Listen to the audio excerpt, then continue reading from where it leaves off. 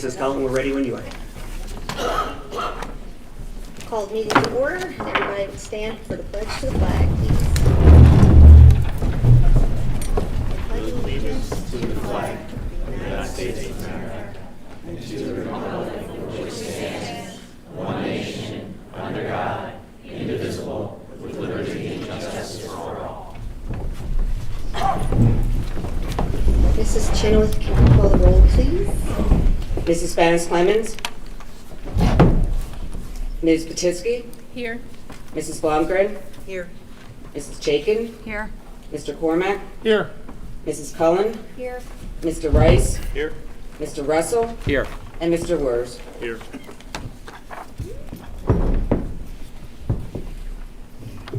Okay, we are going to go to public comment. Mr. Miller, did you have some? Yes, Madam President, it's clear that we have a lot of people who are interested in speaking. That's fine. We have a number of people who will speak at the beginning of the meeting. We have an hour that we have in the beginning of the meeting and an hour that we have closer to the end of the meeting. Each speaker gets 3 minutes and must be in order while we're speaking. Everyone can use up to 3 minutes. When the timer goes off, please refrain from speaking and end your comments and sit down so we can have the courtesy for everyone else. People who speak have to be taxpayers or residents in the district. And of course, you have to be signed up to speak in either time frame, which we have a sign-up sheet. We've been able to do this pretty well in the last couple meetings. I'd simply ask on behalf of the board that when someone is speaking, because you have the freedom to speak, that everyone observe silence while they speak and get their thoughts out and return the favor the same way, no matter how you feel about that speaker's particular point of view. If we can observe that decorum, then I think we can hear everyone out appropriately. If there's a problem, then we can recess or do something else. But I don't think that'll be necessary. A lot of the people that are on this list have spoken before.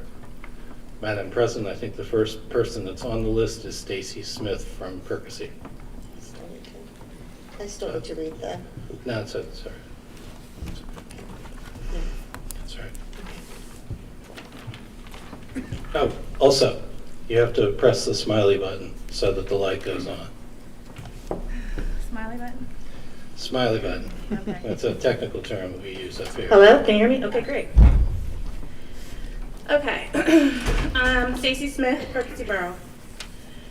I am sure the President's report or the Community Committee meeting minutes will lay blame for the failure of the mission statement and possibly the committee on those who got upset and walked out at the last meeting. I can't speak for them, but aside from the blatant conspiracy theorizing and racist undertones of the public comment that led to the chaos, I can only assume they are completely frustrated and utterly exhausted. The DEI initiatives were ceased over 6 months ago, and perhaps by design, absolutely nothing has gotten done since then. What is this committee even for? Let's give the previous president the benefit of the doubt and assume it was to, at the very least, assess the need for DEI. This cannot be done without an expert in the subject to help the district decide what steps, if any, are needed. However, you simply need eyes and ears to know that it's necessary. Yesterday there was a post in the Pembridge School District Comments and Concerns group on Facebook from a mother begging people to do better because she read a text exchange between her son, who is black, and another student where the other student nonchalantly used the N-word, either not knowing or not caring why this word might be offensive to the black student. Multiple comments under this post mentioned similar experiences within the district. Another social media account, Dear Penn Ridge on Instagram, allows anonymous submissions for people who don't feel safe or supported at school. Here's just a few of the submissions. As a queer student, I don't feel safe at the school. Many students use gay in such a derogatory way that it makes me feel disgusting. I'm only a freshman, and within 2 weeks of being at school, I've been harassed, called slurs, and groped. This is not a safe environment. I have received so much hate from my fellow classmates just for speaking my native language. Pembridge still does nothing about it. Other students have made jokes about killing me for being gay. I'm scared to advocate for LGBT issues in case I get recognized later. As a black student at Pembridge High School, the way Pembridge passes off microaggressions, and blatant racism is disgusting. And as a transgender student at Penridge, I want you to know you failed. I do not feel safe. Penridge is now a war zone. There are several more posts just like these. And here are some of the repulsive comments under these posts. Act your gender, then there won't be problems. You deserve to be bullied. You obviously are part of the LGBT trend for attention. You need some trauma in your life. If you are trans, you are an alien. And stop embarrassing yourself. I believe that one was from an adult. Commenting eventually had to be turned off, but with members on this board who ran their campaigns against DEI and have shared outright transphobic, homophobic, and racist things on their own social media accounts, how can we be surprised that this is happening here? Kids are hurting and begging to be heard and accepted by the adults who are supposed to protect them. The actions of this board are causing pain to children of this district, and it has to stop. We cannot continue to sit back and do nothing. Please put aside your own pride and your opinions, bring in the experts, assess the need, and do something.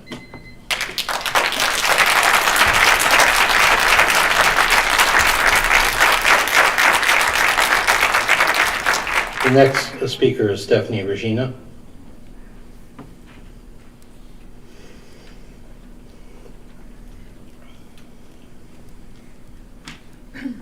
Stephanie, is it still on? The happy button. There you go.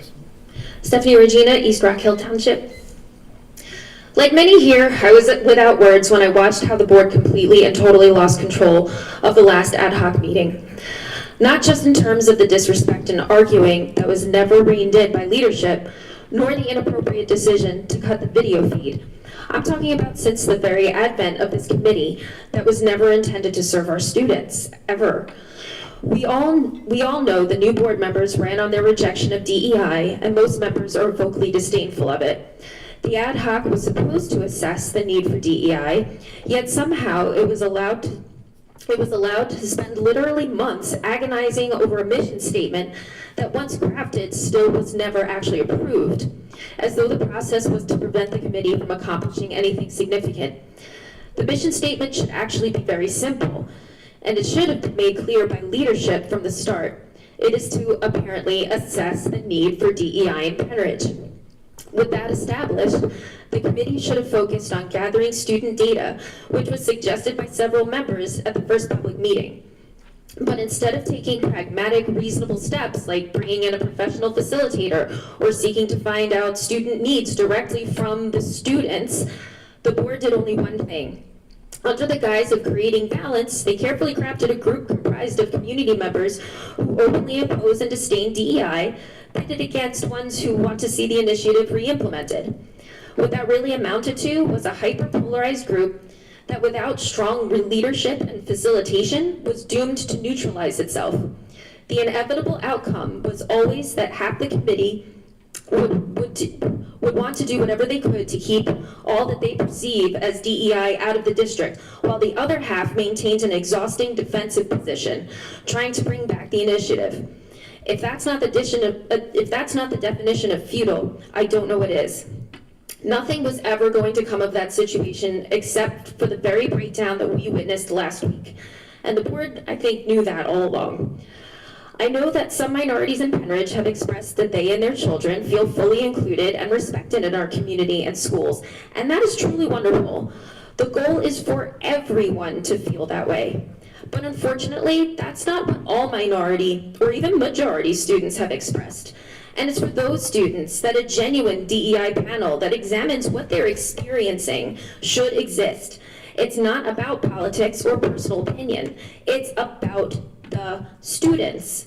Ask them about their experiences, ask them what they need, and then be leaders and act on it. Until then, I promise you that many members of the community will continue to stand up for marginalized students who don't feel that they are protected, welcome, or heard in Penridge. Thank you.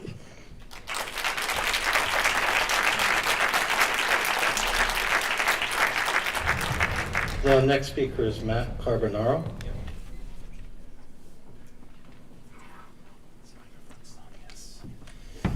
Good evening, everyone. My name is Matt Carbonaro. I'm a resident from Percy Borough. Before I begin, I would like to take the time and gratitude to share my gratitude for the people in Ukraine. God bless them for everything they're going through.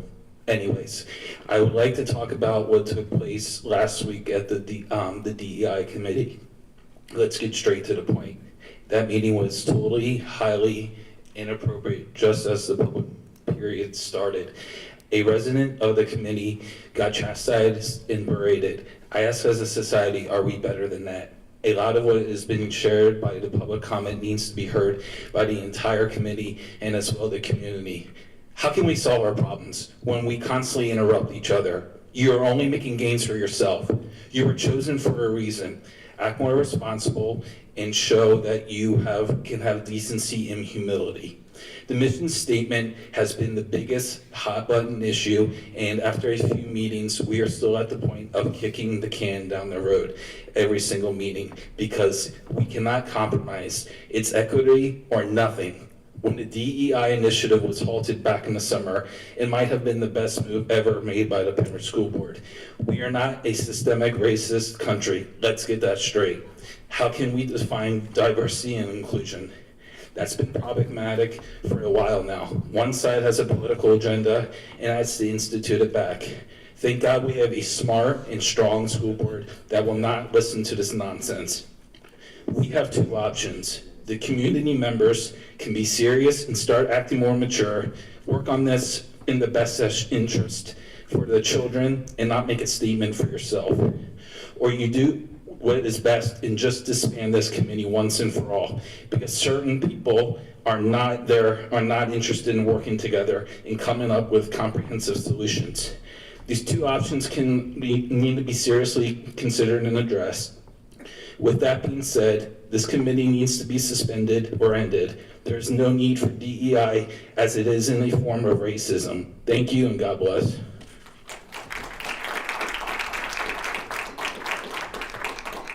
The next speaker is Ross McLennan.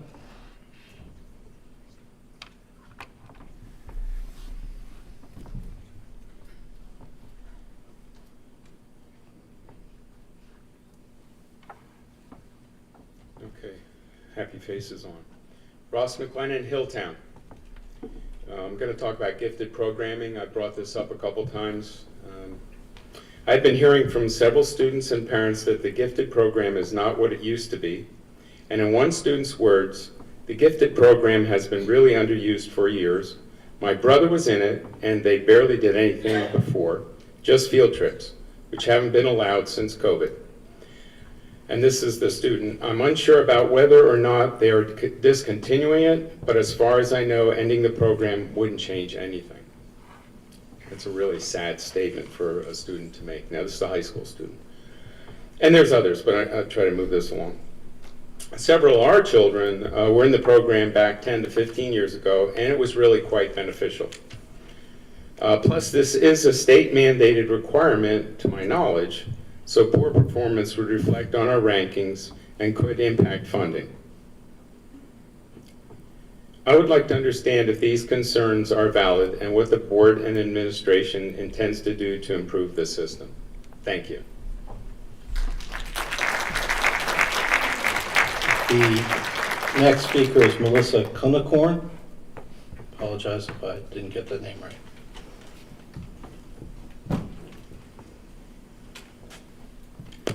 Hi, I'm actually a guidance counselor in the district and a DEI member. I did not realize that I had to be a taxpayer.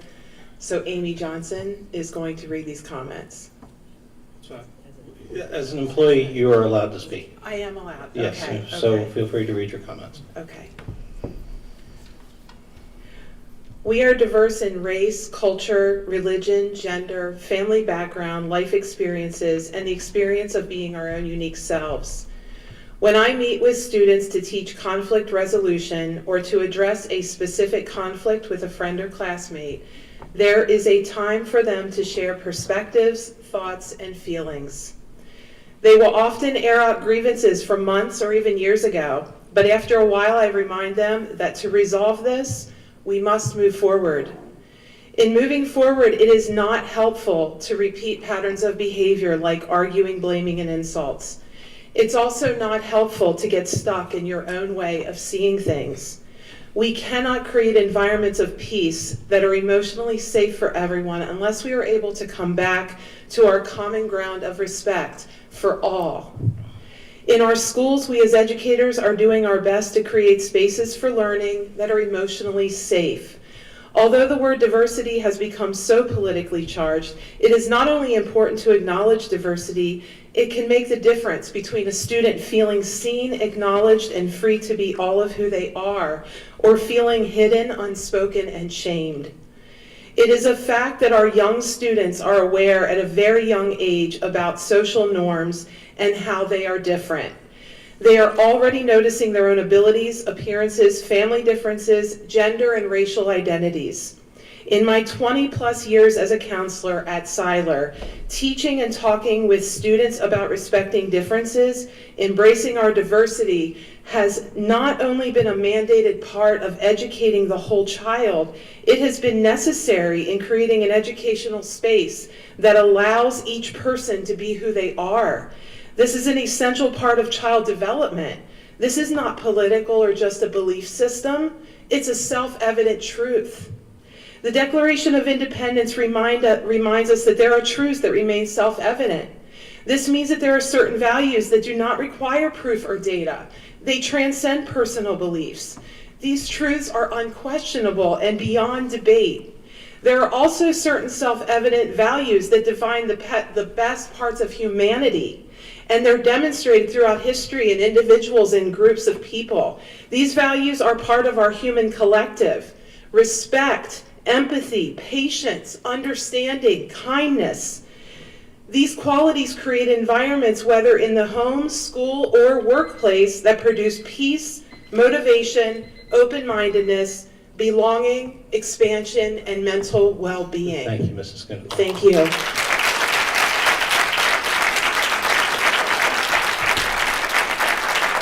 Well, next speaker is Maggie Bielowis. Again, I apologize if I didn't do great on your name.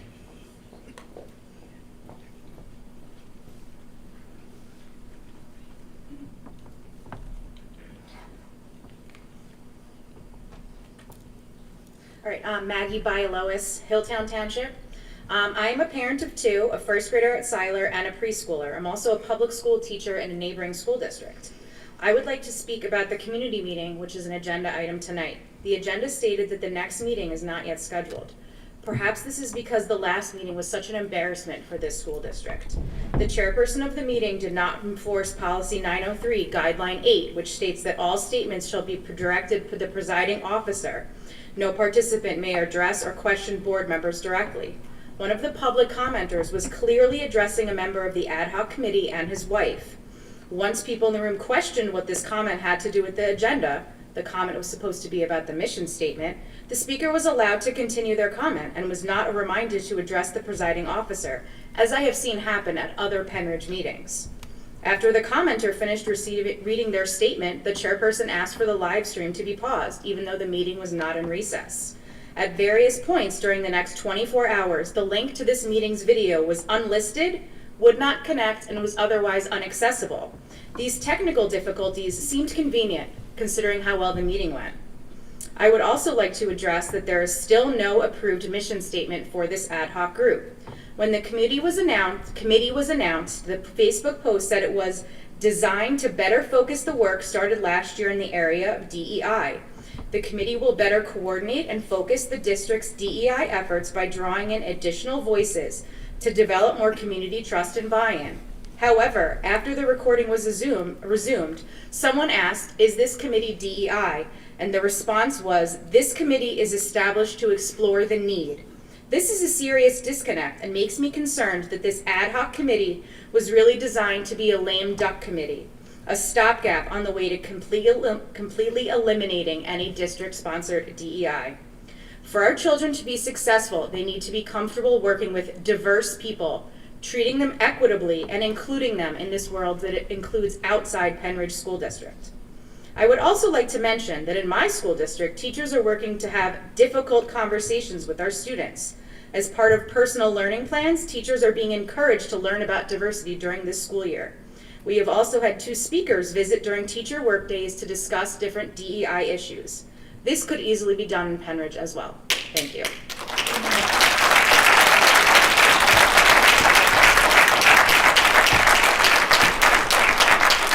The next speaker is David Badillion.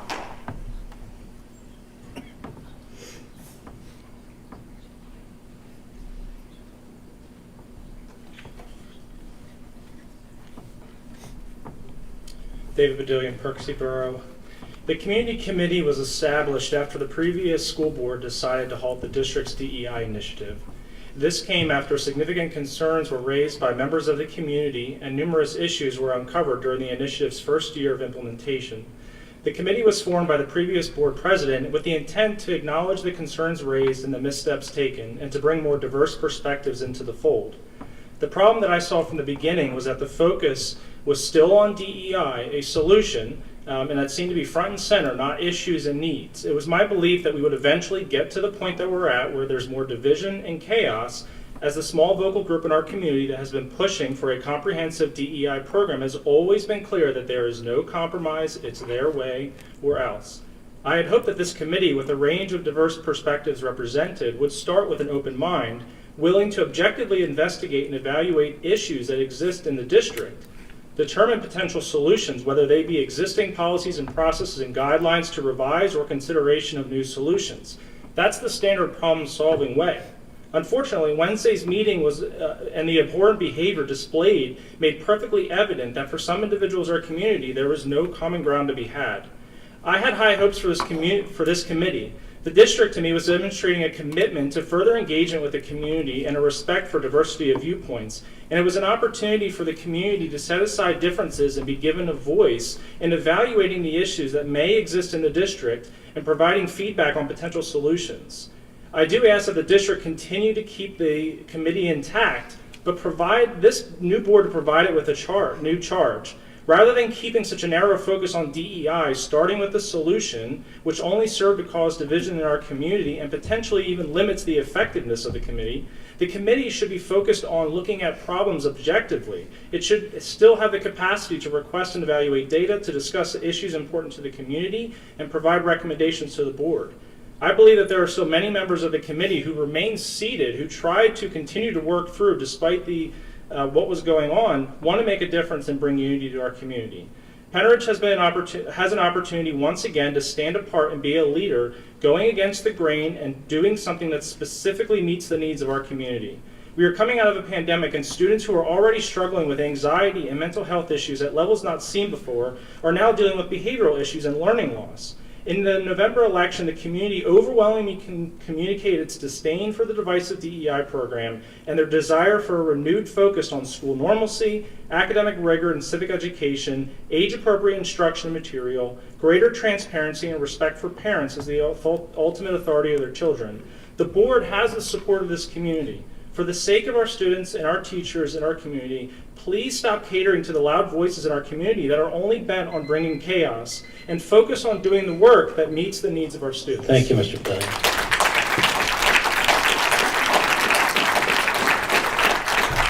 The next speaker is Diane Herron.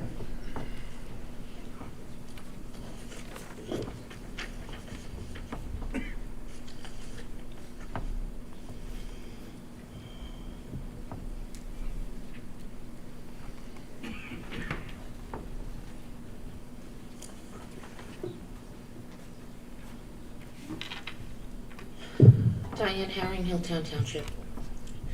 I will say my comments will include quotes. While the words may be harsh or offensive, they are, however, actual quotes. Please do not interpret that as a personal word choice. What you do speaks so loudly that what you say I cannot hear. I volunteered for the ad hoc committee based on my experiences and those of my Jewish children in the district. I volunteered over the last decade in numerous capacities in this district. I accepted the appointment with sincerity and an open mind. I have been here almost a decade advocating for inclusion. I stood here nearly 9 years ago advocating to get both Rosh Hashanah and Yom Kippur added to the observed holidays on this district calendar. What I didn't volunteer, however, for was what occurred on Wednesday evening. Malcolm X was perhaps one of the most prolific outspoken voices of the Nation of Islam during the 60s, and his autobiography is filled with dozens of anti-Semitic attacks. The Southern Poverty Law Center and the ADL labeled the Nation of Islam a designated hate group. Nearly 2 million searches appear under Malcolm X and Jews. Malcolm X and the Nation of Islam have a long, distinguished anti-Semitic lineage. Malcolm X himself is quoted as saying, "The Jew only poses as being a friend of the movement, but has done more to take advantage of black people than any other." He also was quoted as saying, "Jews sap the very livelihood of so-called Negroes in America to maintain the state of Israel." Wednesday night represented a watershed moment for me, and I'm pretty sure most of you can figure that out right now from the tone and tenor of my voice. Let's completely discuss the call for justice, the grace shown, and this woman's story about that meeting Wednesday night. Let's discuss everything about that meeting, including the unspoken. Let's be completely honest here on all the issues from Wednesday night, because only one person in this entire community has so far. It was a terrifying evening for me, and I don't say that lightly. We must discuss what it feels like as a Jew in this town and in this district after Wednesday. Full transparency on just who and what Malcolm X represents to diversity, equity, and inclusion. And bringing him to that meeting table and the hypocrisy of it. What you do speaks so loudly that what you say I can no longer listen to. Physically walking in and wearing a Malcolm X t-shirt with his face surrounded by a halo to that specific meeting, knowing I would personally be forced to sit in my assigned committee member seat next to it. It's the most anti-Semitic intimidation in this community and district I've ever had to personally have happen to me. I renew my question in my email to this board. What are you going to do to protect me in the next meeting and protect our Jewish students from the level of intimidation and position of power on a board committee? Thank you, Mrs. Stern.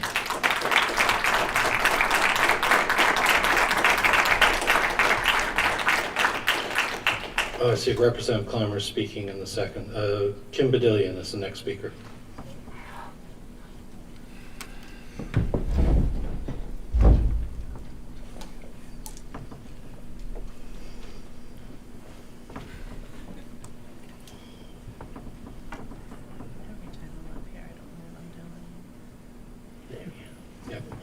Okay, Kim Badillion, Percy Borough. Take 2. Parents and community members in Penn Ridge fought a battle to remove the DEI initiative from the school district. The DEI initiative was critical race theory in practice. It was poised to infiltrate every area of the school district. The battle was fought in the news media, on social media, and at school board meetings. Who could forget the letter authored by the Bucks County NAACP condemning the pause of the DEI initiative and stating, "It is clear that right now only white children are welcome in Penn Ridge." The November election provided conclusive evidence that DEI was not wanted in Penn Ridge, as the school board candidates who ran on a platform denouncing it were elected by an overwhelming majority. Unfortunately, instead of completely eliminating the DEI initiative, an exiting school board president decided to kick the can down the road and form the community committee. Now the battles in the community are continuing unnecessarily. For example, 2 nonprofits have sprung up which are fundraising off the continued misinformation campaign waged by the pro-DEI crowd.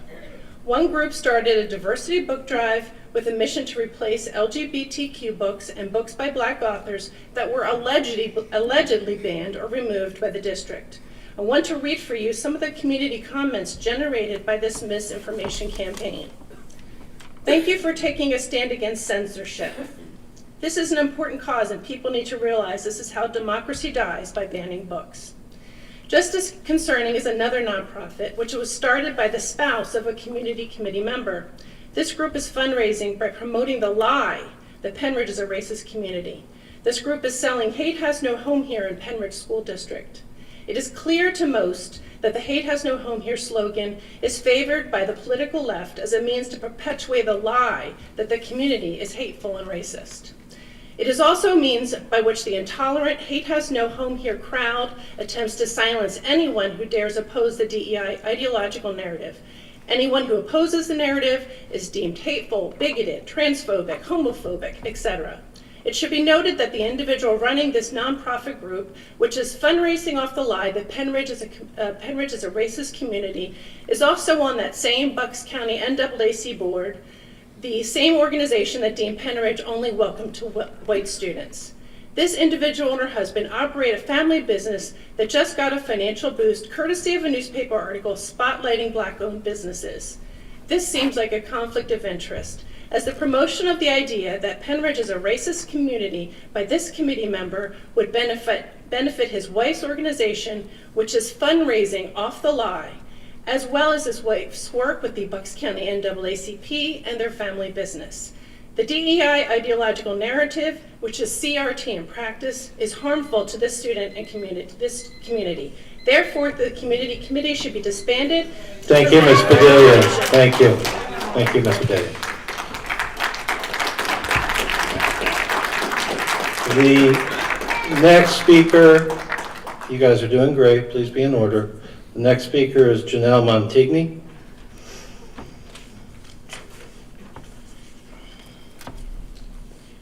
Janelle Montigny, Hilltown. I was not able to attend the community meeting last week, but I watched the video shortly after, and I was utterly appalled. I have sat here at many school board meetings, listening to people give comments that I did not agree with, and never once did I think to shout them down. No one could even hear what the speaker was saying over the screaming by multiple committee and audience members. The same pro-DEI community members who preach inclusivity cannot tolerate if someone says something that they don't agree with. What happened was ignorant and unprofessional. To cap off their tantrum, the pro-DEI committee members stormed out the meeting, leading to its cancellation. Any committee member who was part of the shouting at the speaker during public comment and/or walked out of the meeting refusing to hear everyone's perspectives should immediately be removed from the committee. No one should have to worry about being shouted at and intimidated during a public comment. I am sure they will try to make excuses for their behavior. They will claim that the speaker was making a personal attack. 1, they never mentioned anyone by name. 2, there was no... The room will be in order, please. Thank you. 2, there was no vicious personal attack. Valid conflicts of interest were pointed out. And 3, the full point was never even allowed to be heard till tonight. And finally, countless times, members of the school board have been attacked by name with lies and manipulations, no less, and no one on the board or in the audience flew off the handle. I find it extremely ironic that the individuals who bullied a public speaker this week are the same ones pushing so hard for DEI. Here's an idea. Let's start with treating people with kindness and having tolerance for opposing views. I think that would be much more helpful to DEI. The community voted in November and do not want CRT or DEI. You cannot bully the district into changing that. I would like to add that all the articles being written weekly by these same bullies are doing nothing but continuing to divide and inflame our community. Instead of being gracious that their side lost the election by a clear majority and trying to find common ground, they're continually attacking our district with lies. We need to come together and truly hear both sides. That can't happen when people are shouting down speakers, committee members are walking out of meetings, and their supporters, including former school board candidates, are making statements that comments that they find offensive should not even be allowed. You don't have to agree with someone's speech for it to be protected. I think that I speak for many in the community when I say this constant fight to push DEI at all costs is exhausting. No one has a problem with looking at the issues and seeing where Penridge could improve. The laser focus that they have on DEI and the fact that nothing else can even be considered shows this is not about the needs of our students. It's a political agenda. Enough is enough. Our kids deserve better. Thank you. The next speaker is, I believe, Camille Foster.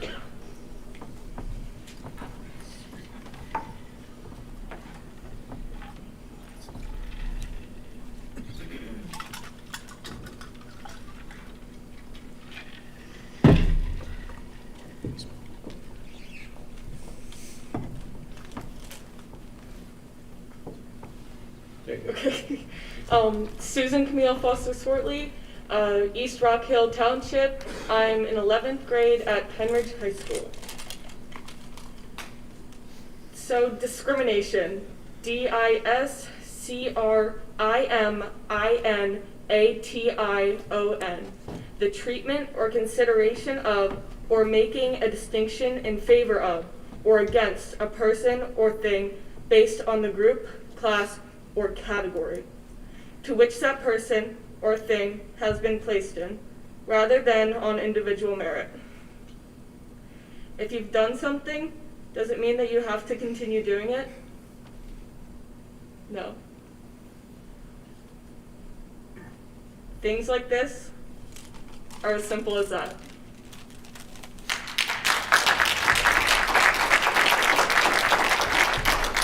Thank you, and my apologies for leaving two of your names out. Laura Foster.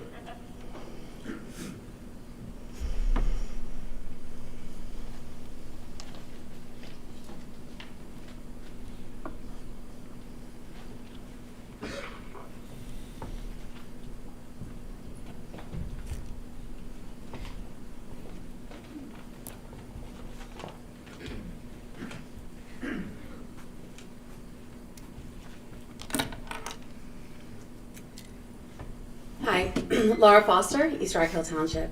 So we all know Policy 903, right? We're familiar with it. We read it all the time here. Everyone has the right to their opinion to some extent. In light of Policy 903, in these meetings and in committee meetings, there are some restrictions. I kindly ask that the board enforce their own policies. At the last community meeting, not only did the head of the committee not stop be in order. at a member of the community. Ms. Foster, just 1 second. Sure. Everyone's done a great job. Please stop and make sure you don't take your time. Everyone's done a great job. I really appreciate it. It's making my night a little bit easier. If you could just be in order while the speaker is speaking on both sides, appreciate it. Thank you. Please resume. Could you please read Policy 903? No. I could read it. That's okay. You can sit down, sir. You're not recognized. Sir, you're not recognized. Thank you. I am recognized because No, you're not, sir. Ms. Foster, please continue. Policy 903. Thank you, Ms. Foster. Please continue. I don't know what to do here, so I don't. You need to keep speaking, yeah. Okay. Now's your time. Okay, at the last community meeting, not only did the head of the committee not stop a member from the community from attacking a member of the committee, remember 903 here, they also seem to have limited knowledge of when you can pause a video feed for a public meeting. I'm curious as to why there are pauses in the video feed. If business was conducted during the recess, you can't turn off the video feed. Honestly, it feels like our district is asking for a lawsuit. Is the ineptitude worth being sued? Please educate yourselves on the law and give an explanation as to why you choose to not follow 903. So I'd like to share a quote from the meeting from board representation. Quote, "It," meaning the committee, was not established to be a DEI committee. It was designed to explore the needs of the community. I'd like to share another quote from our district when the then named ad hoc DEI committee was being formed. Quote, "We cannot move forward as a community unless we set new and better foundation for understanding the goals, processes, methods, and actions that will result in a better DEI program." It should be noted that there was no vote on the name change. A board member did that on their own. Let's move to another definition, SAFI. A SAFI is someone who twists the facts to their advantage. In layman's terms, this is also known as wordsmithing or gaslighting. I brought my child to the meeting. My child should be able to feel safe at any school-sponsored event. There's a reasonable expectation that the leaders of this meeting would de-escalate any out-of-line behavior. As the community members loudly expressed their outrage at policy not being followed, myself included, a white community member started using racial epithets towards a committee member, calling him boy, and then asking him if that triggers him, almost resulting in a brawl. So my child had to witness this. I'm deeply concerned about the safety and racism that has occurred at these token committee meetings. Please have a safety officer at all future meetings. Please put forth a statement from the district that there's a zero tolerance policy on bullying and defaming people of color in our community and denouncing racist comments at all school functions. This is your chance to make a difference and to show the people of color, our larger community, my daughter, your student, that our school does not support this behavior. Thank you.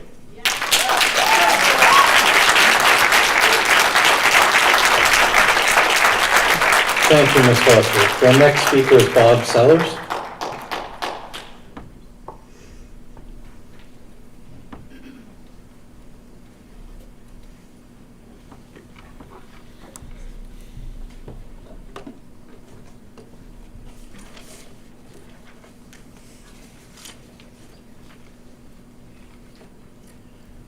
Good evening, Dr. Bolton, School Board. I'm Bob Sellers, East Rock Hill Township. I would like to thank the school board for allowing parents and the taxpayers the opportunity to provide their public comment. The Penridge School Board has always respected and understood the importance of public comment and the rights of the parents and the taxpayers to express their views. The Community Committee. Although I was not able to attend, I did watch the live stream of the recent Community Committee and was disappointed that some members of the Community Committee, which included employees of the district, displayed unprofessional conduct and were unable to restrain and compose themselves because they disagreed and opposed a public comment speaker's views. Unfortunately, this uncontrolled disruption of some committee members resulted in shutting down public comment and the remainder of the meeting with some committee members walking out. I would ask the school board to provide oversight, to review this past community meeting, and determine if there were community committee members that acted inappropriately. And if you determine there was inappropriate behavior, then these committee members be let go.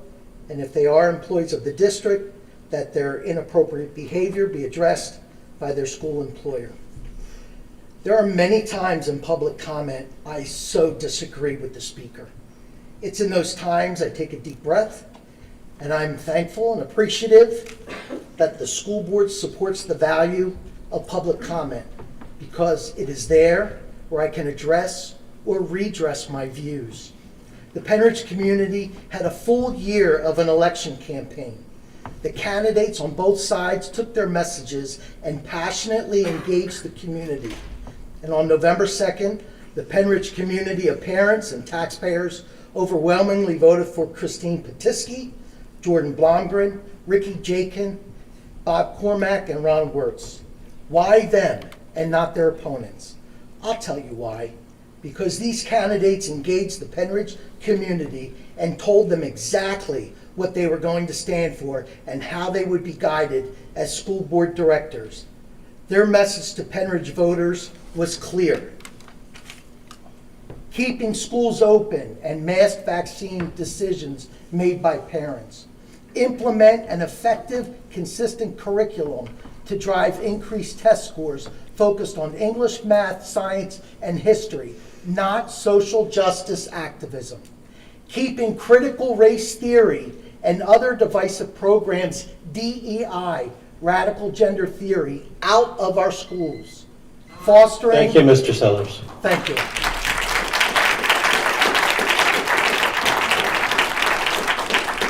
The next speaker is Liz Deal.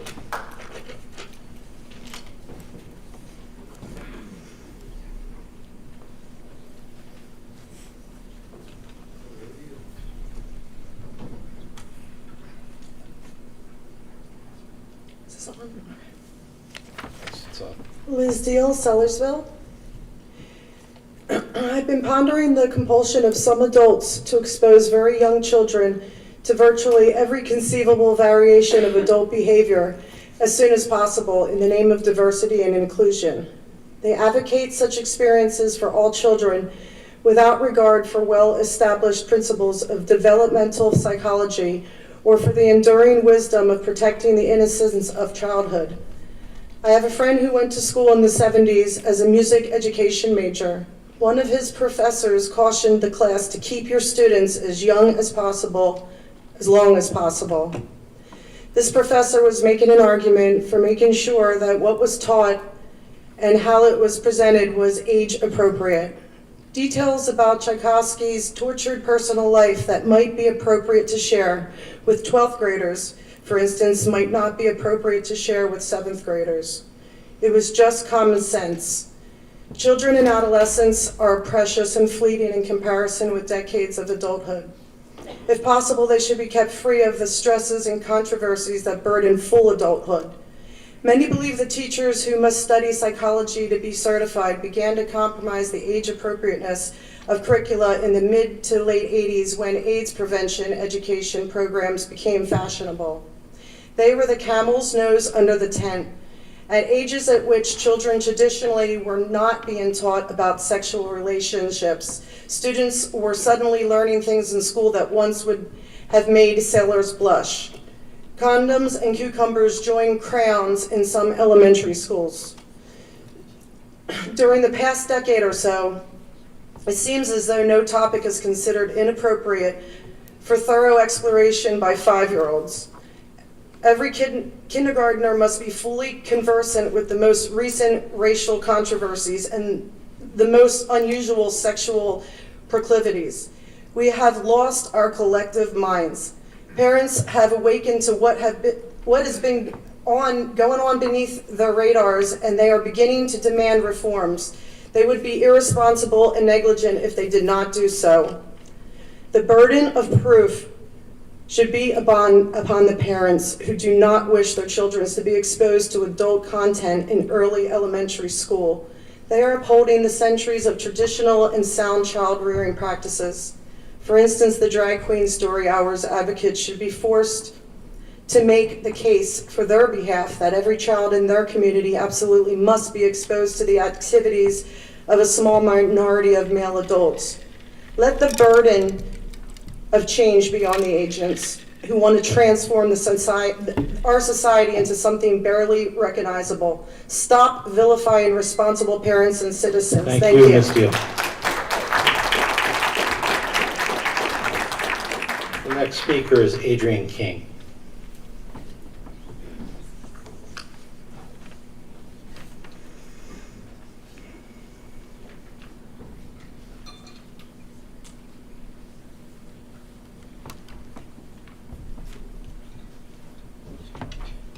Adrian King, Hilltown Township. I am the founder and board president of an organization called the Parab Society. This organization was established in 2019 because of the ineffectiveness ability of this school district to meet the needs of the students in the district. Being a parent that had a first and second grade child who was subject to racially motivated incidents in the school, where she was referred to as a slave, where she was referred to as a monkey, where she was told to lay down on the ground because her skin blended in with the dirt. Let me say that again. First grader, second grader, dealing with these racially motivated incidents, and this district not knowing how to deal with those. I realized through that process that navigating the school district and knowing who to talk to and how to advocate for your child was scary and difficult. So since people weren't able to get what they needed from the district, I extended myself and created an organization to do that. I decided to use what I learned through the process to help others. Since our establishment, I've heard from students and parents about incidents where they also need these resources and tools. I've heard from students of color being called the N-word in schools and nothing being done. Them being isolated, being made to stay in from recess or sit in the hallway while the person who perpetrated that incident is able to go on with their day. I've heard of students who have been teased so much about their skin color that their parents have found that they try to remove it because they want to blend in with what everybody else is telling them they should look like. I've heard from LGBTQ plus students as well, being threatened, humiliated, and ostracized in schools and nothing being done. I've heard that often students are subjected to these horrendous and traumatizing and hateful attacks and are the ones removed from the situation for no reason, making it seem as though they are doing something wrong. This is where our organization connected and adapted the Hate Has No Home slogan and decided to have a specific sign for Penn Ridge School District upon request from community members. To me, that's a simple statement. Everyone should agree that hate has no home. Anyone in this room agree? Please stand up. Please stand up. Everyone in this room should be standing. Hate has no home in Penridge School District. The actions of this board and the administration, as well as the action of some in this community, would like to silence my voice, the voice of those students, and the voice of others. I'm afraid your time is up, ma'am. No. This moment of No, silence will everyone be has- all that you will get, because we will not be silenced. Thank you, Mrs. King.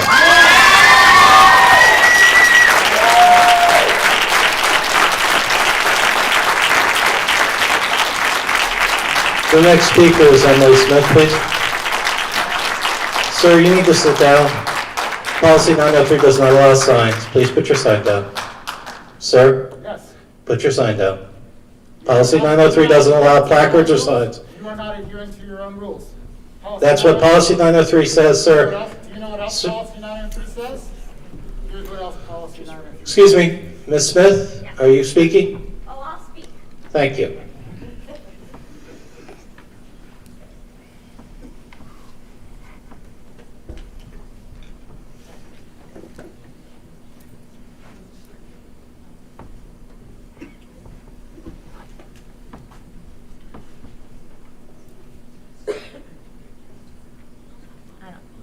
It's the, yeah, there you go. Yeah, You're there's good. no smiley face. Well. I think that was fake news. I'll draw one later before the Yeah. next one. How's that? Emily Smith, East Rock Hill. I had prepared a different public comment tonight, but I'm just going to reflect on what I have seen. This is the first time we've ever not been reminded about Policy 903. I believe that is because some board members like to change the rules when they don't suit them. I'm old enough to remember last January when we were all required to send our public comments ahead of time to be read, and many of them were not read because they addressed a specific board member. And I believe that the school board had to later read those comments back to us. But I'm saying in this case, it's obvious that the rules are changed to benefit certain people. Anyway, as far as the DEI committee goes, I think we should take a survey of the students. I think we should ask them, because this is not about us as adults. This is about our children. We should ask the children what they want. I think that would be more appropriate. Thank you. The next speaker is, I believe, Annika Verma. There we go.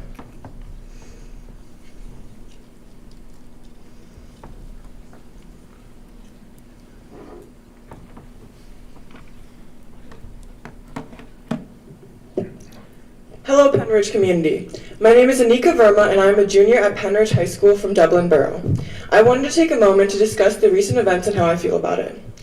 Last summer, I focused on being more active in my community and meeting new people. I am a first-generation Indian American, and my parents would never stray away from the comfort of other local Indian families. I made it a priority to invest my time and energy into this community before I left it. I picked up a myriad of volunteer opportunities wherever I could, happily greeting the same kind faces at our local farmers market.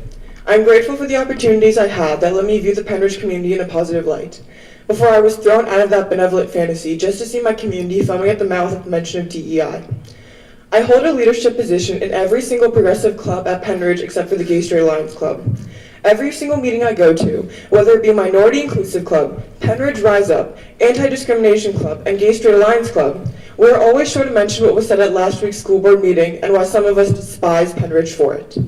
We consistently attempt to arrange carpools to get all students to attend these meetings. The plan is all there, but the truth is that we're afraid. We're afraid of the community that is allowed to rear its ugly head at these meetings. I'm afraid. I tell myself every other week that I'm going to go to the school board meeting and that I will look up to these people and pretend that they care about my 3 minutes of fame. Through Penridge's informal student-created and led clubs, I'm doing more to create a positive environment within the school than all of you combined. I'm not an individual. You can drag and exploit the emotions of any of my marginalized peers, and they will say the same things that I am. The students at Penridge High School walk through the halls that are littered with slurs towards them. They keep their composure in class when the student across them plays devil's advocate and questions protections for transgender youth. They see that Penridge does nothing to alleviate the potential violence they are subject to each day. I'm not speaking to the school board today, who are all hiding their weak knees behind that black curtain. I'm speaking to the community that elected this board. I and so many other students expect so much more. Thank you.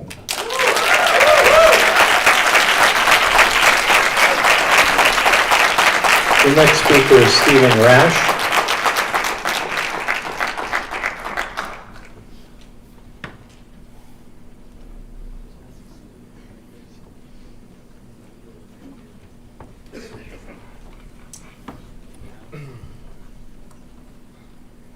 There you go.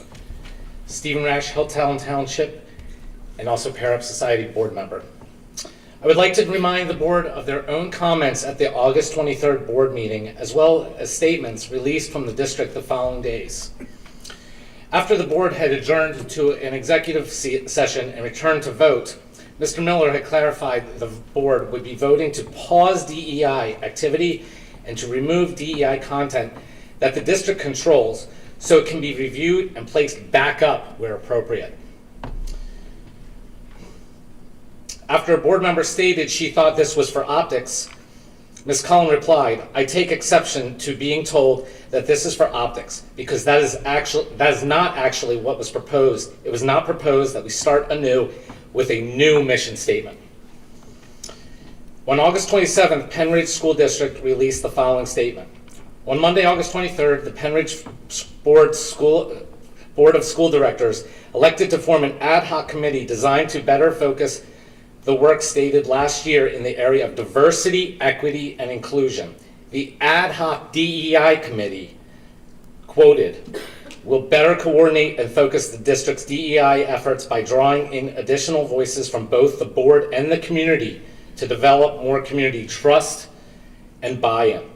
In order to start this process of additional transparency, the board chose to have the ad hoc DEI committee assume that the duties of the former committee and halt district-wide and building level activities in order to get started and better coordinate a path forward for all stakeholders. What should be made clear is that contrary to whatever has been posted to various social media platforms, the district is not scrapping the activities planned for the start of school this year, just as a temporary pause. Nor is the district lessening its commitment to diversity, equity, and inclusion in the district. But we cannot move forward as a community unless we set a new and better foundation for understanding of the goal, process, methods, and actions that will result in better DEI program. Signed, William Krause and David Reese. In light of this, why is the purpose of the DEI committee constantly being reevaluated? If this is what the district purpose and what this committee was founded for, the president of the board should not be making public statements at the committee meetings denying the fact that this was founded for DEI activities.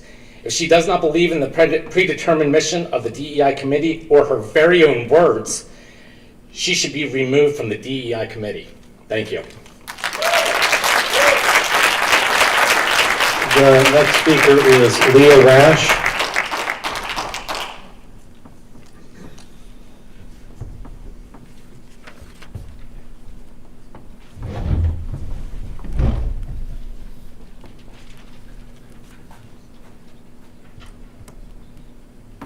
It's on? It's Okay, on. thank you. You're good. Thanks. Leah Rash, Hilltown Township. I too have changed my speech quite a bit after hearing what things are being said. I'm a member of the community committee. Whoops, I'm on the wrong page. I believe in DEI. It's something that I have been involved in for decades in corporate America. It's pretty stable. Understanding your bias, making sure your resources, your jobs, everything are equitably distributed at all levels is a very common practice. I joined the committee because I really did think we needed to have a conversation. Like, you can't do it in 3 minutes, you can't do it on social media, but let's start talking. And I feel like we've been doing really well. We are listening to each other. I'm learning things about the other side.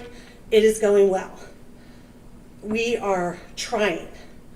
This is in spite of the board leadership. David Reese is very rarely prepared for any of our meetings. The mission statement meeting, he came with nothing. Fortunately, we were able to establish a mission statement because one of the committee members had gone through and gathered them, but nothing. The summaries of our meetings are not accurate of what was actually said. We don't review them. We don't comment on them. We don't apply input to agenda items.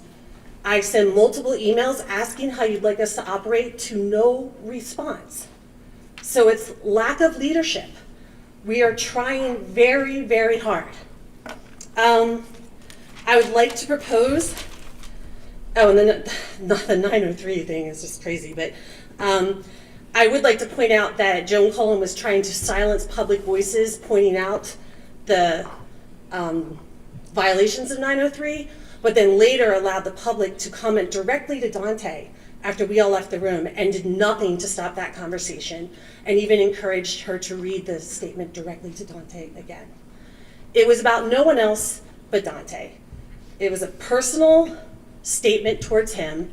It should have been halted, pulled back in line, and if she had something specific about Dante, it could have been an email that was sent to the district per our policy. It's that simple. We hear everyone what they have to say. I oftentimes just think it says more about the speaker than it does about who they're talking about. But we hear everyone. We're talking about it. I'd like to propose that the committee continue to move forward. I do not think that the president or vice president of the board should be involved in it any longer. I think they have a clear agenda to stall and halt any work we're doing. It's been 6 months since we stopped DEI and we've accomplished nothing. Nothing. And we are trying very hard, all of us, both sides, trying very hard to get something done. It should be either administration-led or bring in a facilitator. Thank you. Thank you, Michelle.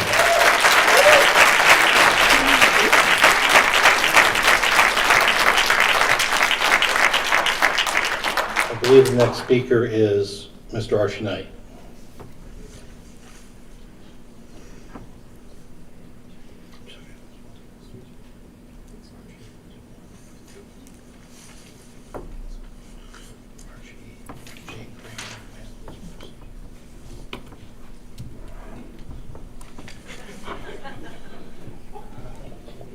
Good evening, board.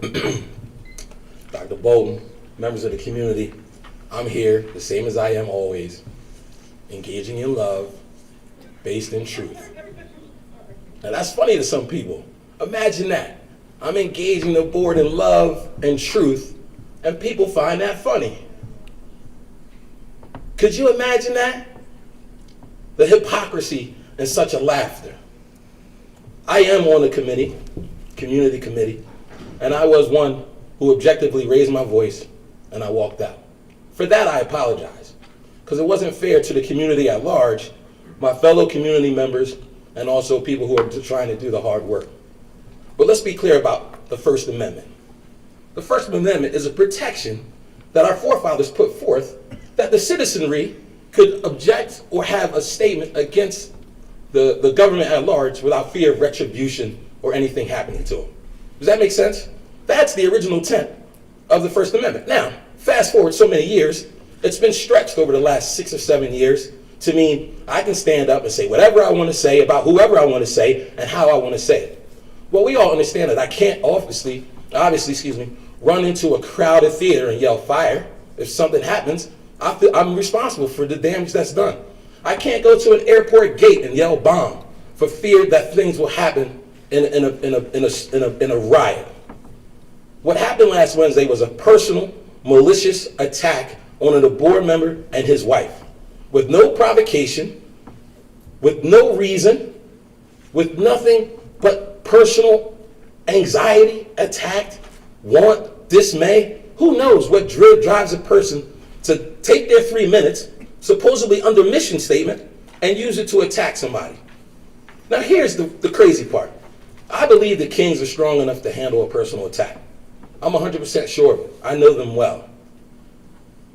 The issue I have with that person's attack is that it caused a broader and more narrative, empty statement about African American folk.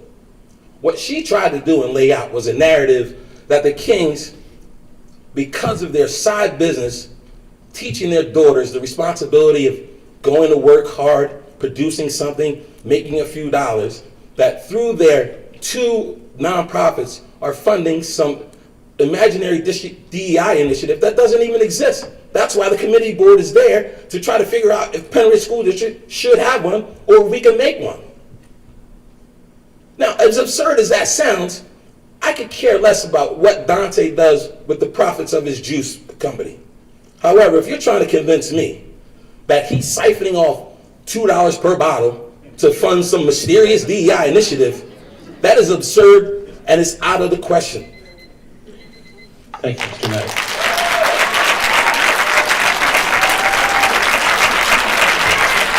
The next speaker is Jane Kramer. There we go.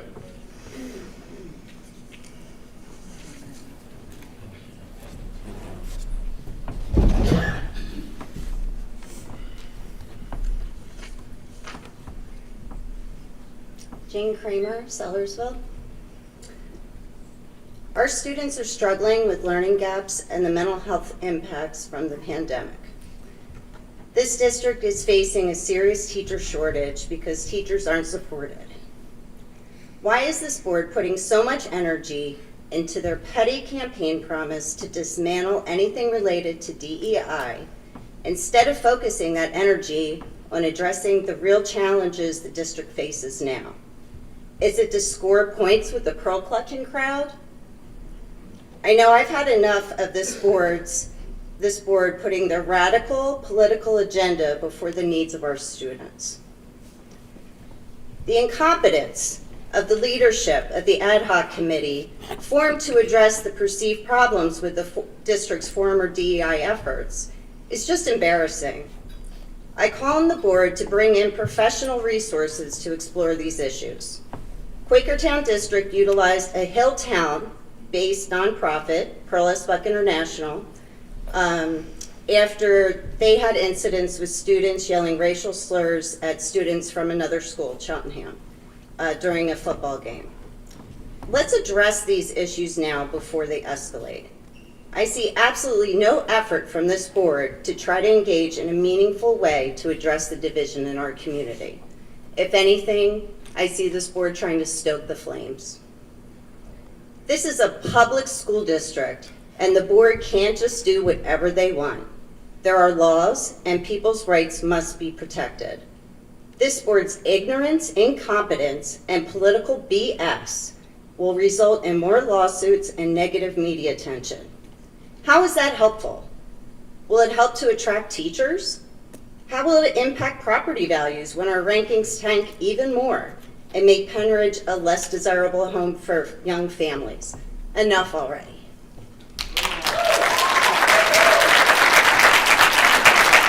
The next speaker is Patrick Wade.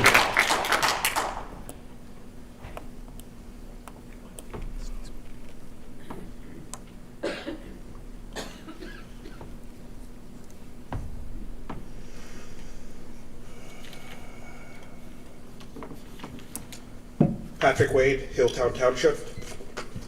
I've been an educator for over 20 years, working with students from age 3 to 18 during that time. Webster's dictionary defines empathy as the action of understanding, being aware of, being sensitive to, and vicariously experiencing the feelings, thoughts, and experience of another, either the past or present, while not having the feelings, thoughts, and experience fully communicated in an objectively explicit manner.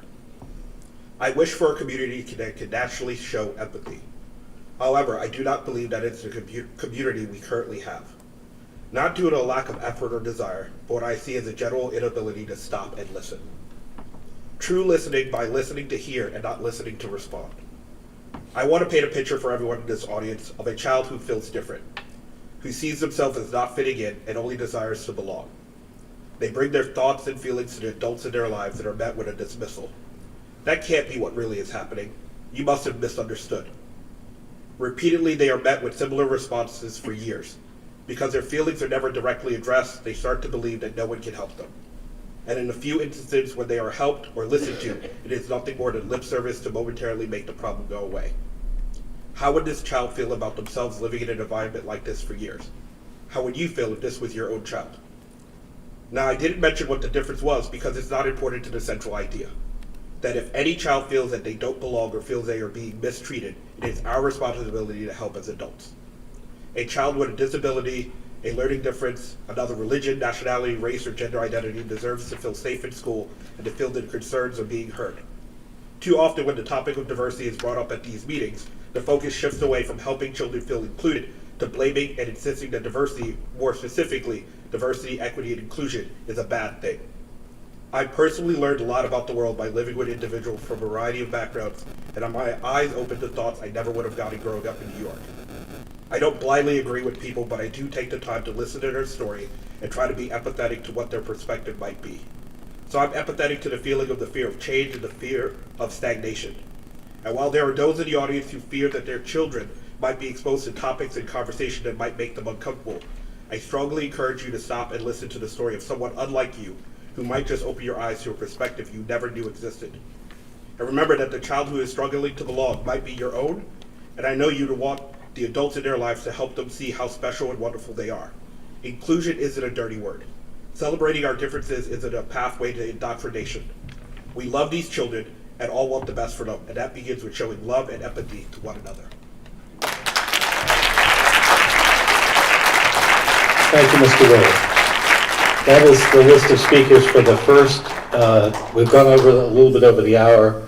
There'll be a second time for speakers, and that's the end of the first line of speakers. Madam President, to the agenda. Thank you. We'll move on to the President's report. There is a community committee meeting report coming up where we will provide some information. But for tonight, I'd like to direct my President's report to our students to share this board's mission with you. It's a very simple one, to provide you with the very best academic preparation possible so you can stand confidently and capably on your own when you leave us. Nothing means more to us than that, and none of your personal characteristics will alter our dedication to that mission. Our job is to be your ally and advocate in your educational pursuits, and it's one we take very seriously. That's why we've had extra meetings with your teachers and administrators to see if there's a way to keep double chem labs, which have provided students with a superior foundation in scientific and critical thinking skills, responsibility, and time management. At the same time, however, we also see the benefit of making more electives available to you. We're hopeful that the science department and administration will be able to find the perfect solution to capture the best of both worlds for you, and we stand ready to support them in achieving that goal. Our dedication to our mission is also why we're so excited that the math department is bringing personal finance classes to the whole high school population. We know finances are a common source of personal difficulty and interpersonal or family conflicts. Personal finance will affect every single part of your life. We want you to have the skills to manage it well so you can avoid the crippling debt and ruin so many people unfortunately end up facing. We believe that is an essential skill and one that's worthy of our attention and your time in school. We've also built career pathways and are working to develop more to give you a leg up when you move on toward your career. We have a full slate of AP courses as well, which could potentially save you a good bit of money, but at the very least will get you ready to face the rigor of college work. I could give many more examples, but suffice to say, we want to focus on what really matters regarding your education and what's within our purview. Now, there could be times that you might need support beyond academics if you're facing a challenge. We recognize that. That's why we've made improvements year after year to our counseling resources, and we have professionals available for you to find in-school or outside support, facilitate difficult conversations, etc. But please know that in all things, we will respect the right of your parents and guardians to be informed and involved. I want to close by saying again that we value you and we want the very best for you in your schooling. We do care about you and your interests. We'll share your joy and pride when you achieve something great in the classroom, on a playing field, or a stage, and your disappointment when things don't quite go your way. But we're not here to mold you into activists for a cause, probe you for personal information about your deeply held beliefs, or otherwise interfere with what should be kept between you and your loved ones. We're here to see to it that you receive the very best education possible and we will continue to set aside all other distractions to work tirelessly toward that goal. And that's my president's report. Dr. Bolton? Thank you, Mrs. Cullen. February has certainly been a busy month in Pennridge.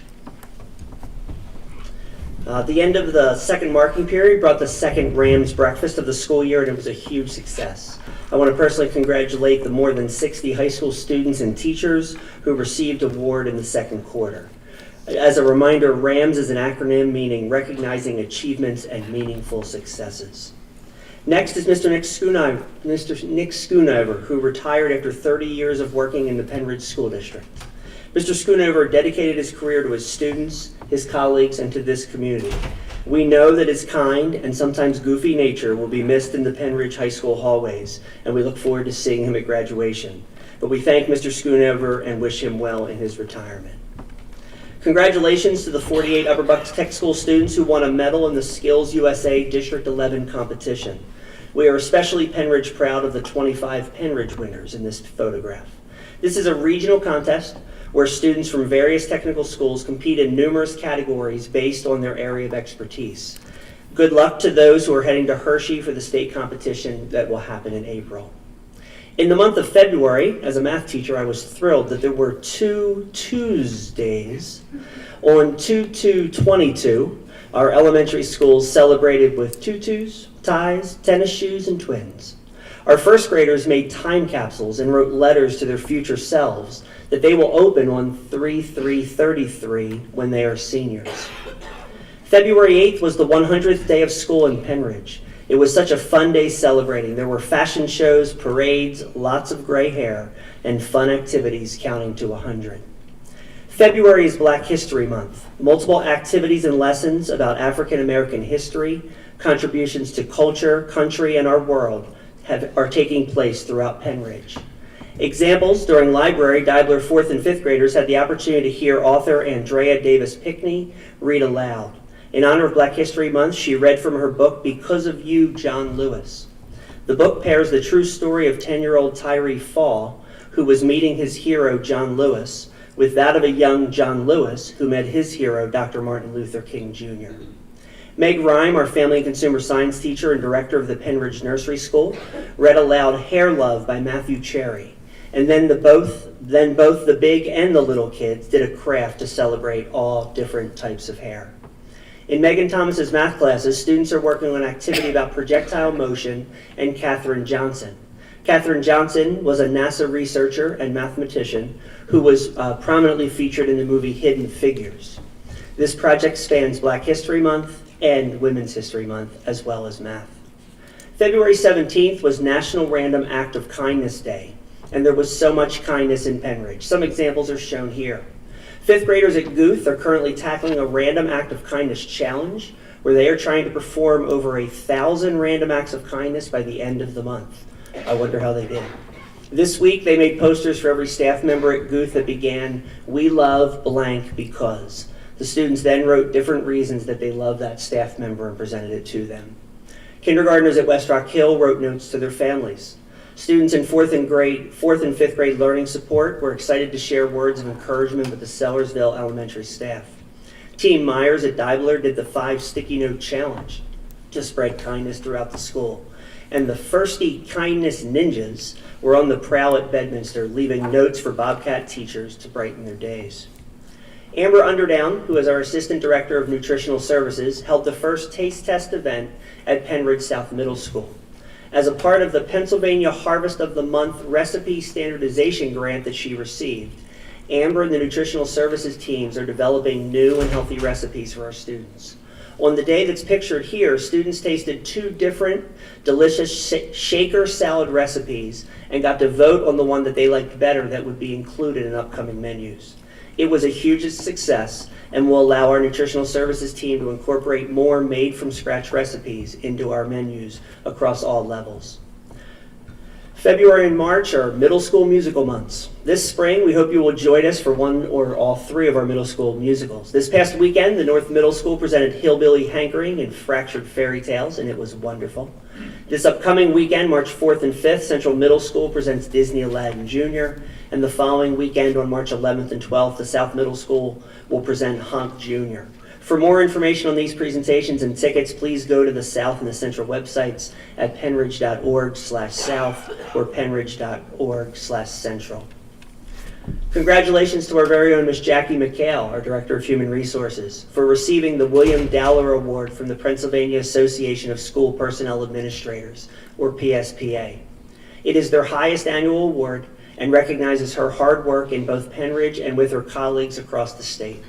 It was a wonderful awards ceremony pictured here, and it included her daughter, Jamie, who is also an HR professional, insert joke about apple falling from tree here, and nominated her for the award, as well as with her husband and the members of her department who were able to join her for that celebration. Jackie, congratulations. It's well deserved.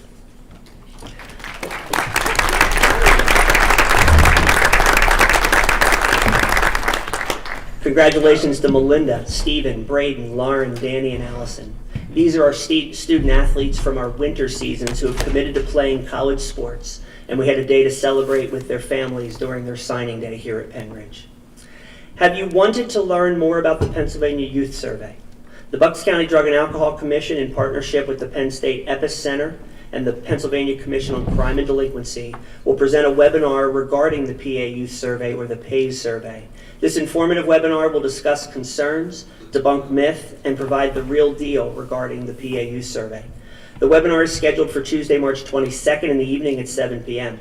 The Penridge 2021 PAYS survey will not be available until the end of April, but our 2019 report is available on the Pupil Services section of the website if you'd like to review it prior to the webinar. Please register by Friday, March 18th, and registration information is on the district homepage. I would like to also recognize a donation. We would like to thank Ms. Karen Renner for donation of library materials that will be used throughout the Penridge School District. And I'd like to hand it over to Austin for the student liaison report. Thank you, Dr. Bolton. Good evening, Penridge community. I'd like to start tonight with a recap of how our February 5th winter ball went. The Midnight in Paris themed dance was a 3-hour-long event full of dancing in the gym, eating in the cafeteria, taking pictures in the hallway, and hanging out with dates and friends. We sold approximately 750 tickets at $10 per ticket, and from the feedback we received from students, everyone had an incredible Friday night, and the dance itself was a huge success. 2 weeks ago, from February 14th through 18th, Student Council coordinated a Random Acts of Kindness week. As a council, we participated in such acts by handing out a candy bar to a stranger, writing a teacher an appreciation card, and posting positive messages on social media. We encouraged the entire school body to not merely participate in the 1 week of kindness, but to incorporate the spirit of kindness and gratitude into their daily lives. The mission was successful in that it made Penridge High School an even more positive, happy place. Also occurring now are the bocce ball games that our Unified program competes in. We've created physical and virtual advertisements for their competitions, and our members frequently attend the matches to cheer on our fellow peers. If I remember correctly, they are participating in regionals this upcoming week, so that's very exciting news, and we wish them the best of luck. We'd also like to highlight freshman Anjali Verma for being selected as president of the Pennsylvania Association of Student Councils. PASC offers year-round leadership opportunities and skills for students and hosts a summit every fall, of which the president presides over. So we'd love to extend our congratulations to Anjali. Lastly, beyond Student Council, I'm on the track and field team, so I'd like to personally recognize how Penridge fared at the state championship meet this Saturday up at Penn State. Junior Jared Hess won first place in the triple jump, making him Pennsylvania state champion. Senior Joey Gant ran second place in the 200-meter dash, earning him the silver medal, and our 4x400-meter relay took 8th place overall, earning a spot on the podium. I'm very proud of our team, and we can't wait for the spring season to continue racing and competing. That'll do it for me tonight. I appreciate your time. Have a great night.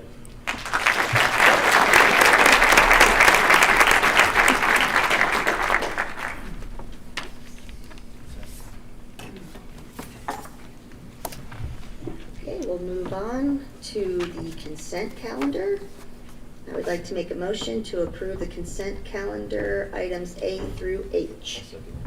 Okay, it's seconded by Mr. Rice. Are there any comments or questions from board members? Okay, all those in favor? Aye. Opposed? Abstentions? Okay, the motion carries 9-0. And then we will move on to activities with Ms. Batisky.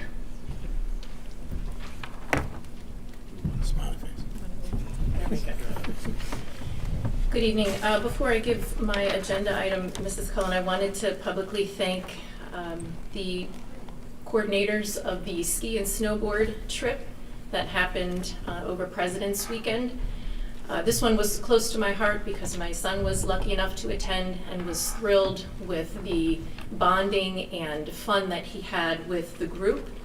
And it was a reminder to me of a trip similar that I attended when I was in high school. And those memories have lasted with me throughout my life. And the memory was the passion and the selflessness that many of our teachers display when they participate and lead activities like that. So I wanted to thank Mr. Owens, Mr. Plawa, Ms. Pennybacker, and Mr. Brown for coordinating that, devoting their time, and even dealing with the difficulties of having to change flights due to snow, canceled flights due to weather. But on behalf of the board and parents across the community, thank you. I'd like to make a motion to approve the 2021-22 emergency instructional time, section 520.1. Okay, it was moved by Mrs. Batisky, seconded by Mr. Rice. Are there any comments or questions? Go ahead. So, does this, I'm just wondering what the plan is for using this in the future. I know, we had this conversation at the intermediate unit because they need to pass this because they actually push into facilities that require, they have to do cyber learning for facilities that won't allow them to attend in person, won't allow the therapist to come in person. But I'm wondering what our plans are for using this emergency instructional time going forward, where you can basically do the cyber or virtual instead of in person. Yeah, and as we talked about at the committee meeting, there is not a plan to use this. This is really a security blanket that the state allows if there were some sort of substantial weather emergency that pushed you up against your June 30th date. This school district has always prioritized in-person days and the value of school days. And so that we do have dates built in. And when school like this year is over relatively early in terms of the June being single digits, it's easy to add days on if there's only onesies and twosies that happen beyond the snow makeup days. This is here in the just in case if we have something where we're forced to miss huge amounts of school. And we started after Labor Day, so now we're staring June 20th, and we're looking at that. And it gives the school district and the board flexibility to say, well, maybe we'll allow for one of those days to be, or two of those days to be. But there is this doesn't tie us to anything. Those are still decisions that would have to be made by the administration and the board in terms of how days are made up. And there is no intent to use these, but it doesn't make any sense to us to not have the security, because you just never know what's going to happen, and it doesn't force us to do anything by approving this here tonight. Thank you. I did want to add, I think in the past, I guess it was 2020, so 2 years ago, they did I think it was Act 13, where the legislature, is that the one that they used to approve the use of remote instruction, but that expired. So the purpose of this is for that. Although I will say, I think if there were a true emergency, that the state legislature would do it again. So I'm not sure, to be quite honest, how necessary this is. But I did want to mention the language that we added to the calendar. Because the board does really want to make sure that this is something that won't just be used, willy-nilly to fill in days, and that we would exhaust our other options before going to remote. Because we do know that remote learning is not ideal. It's not the best situation. So this we see as an item of last resort. So with that said, are there any other discussion points from board members? Bob, I thought Bob was hitting his microphone. Okay. All right. So if there's no further discussion, all those in favor? Aye. Aye. Opposed? Okay, motion carries 9-0. Mrs. Batisky. And the next Activities Committee meeting is scheduled for next Monday, March 7th. All right, and that brings us to curriculum with me. The first item that I have is a motion to approve the following curriculum textbooks listed below. It's our Algebra 2 and Geometry textbooks. Second. All right, seconded by Mr. Wers. Are there any comments or questions from board members? Seeing none, all those in favor? Aye. Opposed? Motion carries 9-0. And then our next item is a motion to approve the Personal Finance Honors Course. I'm sorry, that's just it. The motion to approve the Personal Finance Honors Course. Second. Seconded by Mr. Rice. Are there any comments or questions? All right, all those in favor? Aye. Opposed? Motion carries 9-0. And the next curriculum committee meeting is scheduled for Monday, March 7th. That brings us to facilities with Mr. Cormack. Good evening. I'd like to make a motion to approve Phase 1 portion of the MS campus parking and paving project site work base bid for Nees Construction Services in the amount of $1,893,000. Okay, it was moved by Mr. Cormack and seconded by Mr. Rice. Are there any comments or questions from board members? Okay, all those in favor? Oh, sorry. Go ahead, Mr. Should we explain what we're spending all that money on? Should we? Sure. Just for everybody who's here now, I mean, this is a lot of money, so just, I think a little explanation would be good. If not, So, yes, this is part of the paving plan for across the district. And this is primarily at the high school and middle school campus, this part of it, in terms of Phase 1. If you know where the current pole barn or salt storage is, what I would call at the top of the parking lot, between the parking lot and the tennis courts, that will be taken down and there will be a new strip of parking there, as well as addressing parking on the other side of the high school, as well as parking at transportation, as well as other areas that need not new parking, but need redone across the district at elementary schools and middle schools. And this is Phase 1 of that. So this is primarily, it may be solely on this campus. I'm looking at Mr. Dauber. This is solely on this campus, although the project itself is not solely on this campus in terms of the paving needs that will be addressed. Thank you, Doctor. I appreciate that. Next motion. we got. That's right. There's still a little vote we gotta do yet. Stepping ahead of It's us. just a minor thing. $1.8 vote. Yeah. So, all right, all those in favor? Aye. Opposed? Okay, motion carries 8-0 technically. Mrs. Chaikin I saw that. stepped up. Okay. Our next motion is to approve Phase 1 portion of the high school and middle school campus parking and paving project electrical base bid of BSI Electrical Contractors in the amount of $155,000. Second. Okay, it's moved by Mr. Cormack and we'll say seconded by Mr. Wers. Are there any comments or questions? This is just the electrical portion of the same project. Okay, thank you. All right, all those in favor? Aye. Aye. Opposed? Motion carries 8-0. Next motion is to approve Samuel Excavating change order 01-03R2 for the high school tennis courts, refurbishing and installation of a Morax 500K filter fabric in the amount of $923,000. No. $923,000, I'm sorry. Yeah. No, I think, is it It's $923.72. Enlarge that text. We did just approve 2 math books. So, Thanks. Sign them I up. appreciate that. Mr. Vogel.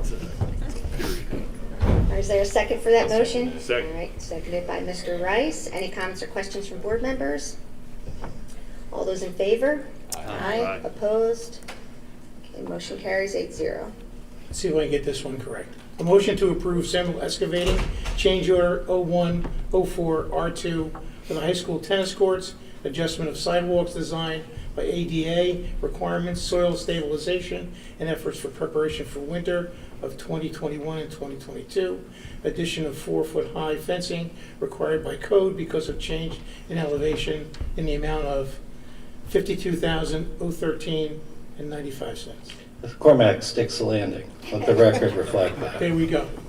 All right, seconded by moved by Mr. Cormack, seconded by Mr. Rice. Are there any comments or questions? Okay, all those in favor? Aye. Opposed? Motion carries 8-0.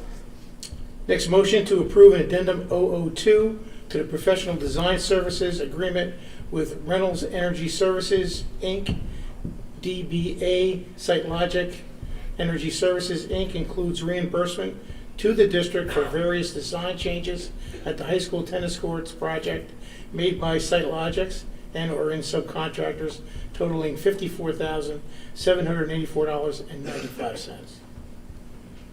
Second. Okay, it's moved by Mr. Cormack and seconded by Mr. Rice and Worse. Mr. Wurst, sorry. And this is money that's coming back to the district, correct? That is correct. All right. Any other comments or questions from board members? Okay, all those in favor? Aye. Opposed? Motion carries 8-0. Next, a motion to approve addendum 001 to the construction management services agreement with Reynolds Construction LLC, DBA SiteLogics Construction Management includes reimbursement to the district for the BSI Electrical Contractors Change Order number 0201R2 for West Rock Hill West Rock Hill Elementary School traffic improvements in the amount of $18,532. Second. Okay, moved by Mr. Cormack and seconded by Mr. Rice. Mr. Wurst, I'm sorry, I keep doing that. So it is another reimbursement. Are there any comments or questions from board members? Okay. All those in favor? Aye. Opposed? Okay, motion carries 9-0. Now the motion to approve the Guaranteed Energy Savings Agreement, GESA, Amendment Number 4 with Reynolds Energy Services, Inc., DBA SiteLogics, to improve credit for unused owner allowance to sanitary line at the South Middle School in the amount of $56,993. Okay. Moved by Mr. Cormack, and this time it was seconded by Mr. Rice. Any comments or questions from board members? It's another credit to us. All those in favor? Aye. Opposed? Motion carries 9-0. Next is a motion to approve a crossing guard at South Middle School. The cost will be shared equally between Percy Borough and the school district. The crossing guard service will begin as soon as the position can be filled. Second. Okay, moved by Mr. Cormack and seconded by Mr. Wurst. Any comments or questions from board members? I just want to thank Chief Scher for moving this forward in terms of at South. This is at the intersection of Cedar and 5th, which is basically in front of South. And there are morning and afternoon drop-off and pickup concerns. And so he worked really hard with the district to be able to get that approved. So I really appreciate his work on this. Any other comments? All right, all those in favor? Aye. Opposed? Motion carries 9-0. Next motion is to approve items A through D listed below for recommended action of public auction. Okay, the motion was made by Mr. Cormack for the approval of obsolete items, seconded by Mr. Rice. Any comments or questions from board members? All those in favor? Aye. Opposed? Motion carries 9-0. The next facility committee meeting is scheduled for Monday, March 14th, 2022. Thank you, Mr. Cormack. And the next committee report is Finance, Mr. Rice. All right, I'm going to Request a motion to approve the Bucks County IU, Bucks County Intermediate Units 2022-2023 Programs and Services and Instructional Materials and Research Services budget. Second. Thank you. Okay, moved by Mr. Rice and seconded by Mrs. Banis Clemens. Are there any comments or questions from board members? Okay, all those in favor? Aye. Opposed? Okay, motion carries 9-0.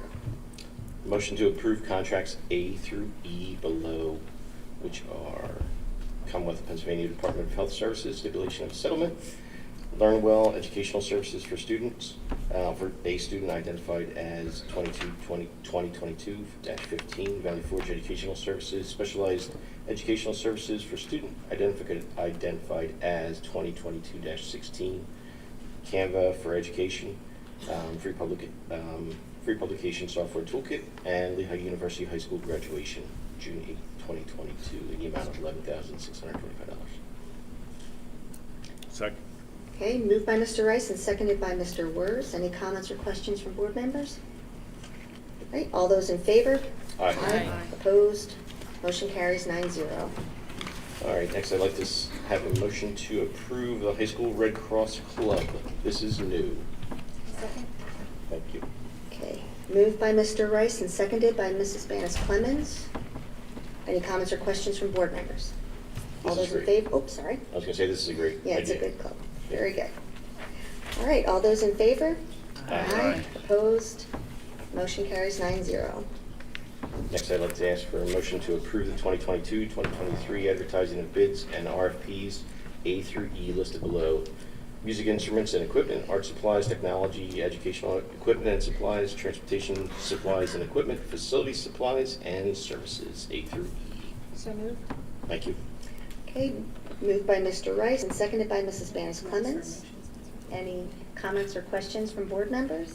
No. And all those in favor? Aye. Opposed? Motion carries 9-0. All right. The next Finance Committee meeting is going to be March 14th, 2022. Moving right along into March. All right, and it's right back to Mr. Rice for the community committee report. All right. During the first public comment session of the Penridge Community Committee meeting, motions ran high and heated exchanges were heard. The meeting decorum had broken down. The meeting was paused while civil order of the meeting was attempted. After about 20 minutes, the meeting was officially adjourned as several board members of the committee had already left the room. The video can be removed. It can be viewed on the school's official YouTube site. And the next PCC Penridge Community Committee meeting will be scheduled as necessary. And I did want to, Can I add something? Sure. So, just this meeting was very eventful tonight with all your comments, and I appreciate everybody's side of the story. And I think it's very important that we can continue this committee and keep working on it. I know it was a bad meeting. I know people shouldn't leave and they shouldn't speak up, but emotions are high, and I saw it all tonight. And it's very important we keep going with this committee, try to make some changes and improve things in our community. So I appreciate everybody's speeches tonight, and it was very eventful. So thank you. I'd like to make a comment as well. I attended the meeting as an observer. I was a little bit late, so by the time I was there, the meeting had already broken down. There was screaming and shouting, and it was a disappointment to see that. I have children in the district. I distinctly remember both of them being taught CARES behaviors. I thought those were commendable behaviors to teach our children. We heard Dr. Bolton review Black History Month tonight. We also have our Takes Pride theme going out in newsletters to the entire district every week. Trustworthy, acceptance, kindness, empathy, service, perseverance, respect, initiative, dependability, esteem building. March's theme is respect, April's is initiative. May's is dependability. June's is esteem building. It does not sound like a racist, uninclusive district to me. We heard Again, the room will be in order, please. We Thank heard you. talks of random acts of kindness being taught by our teachers. We heard the student council president speak of students initiating random acts of kindness. I think there's a lot of proactive measures being taken by our district and our administration that we should be proud of. Thank you. And I did want to go over a few things. There were several iterations of what the ad hoc committee's description was. And as someone pointed out the other night, it finally landed on being an advisory committee that would advise the school board on a variety of issues.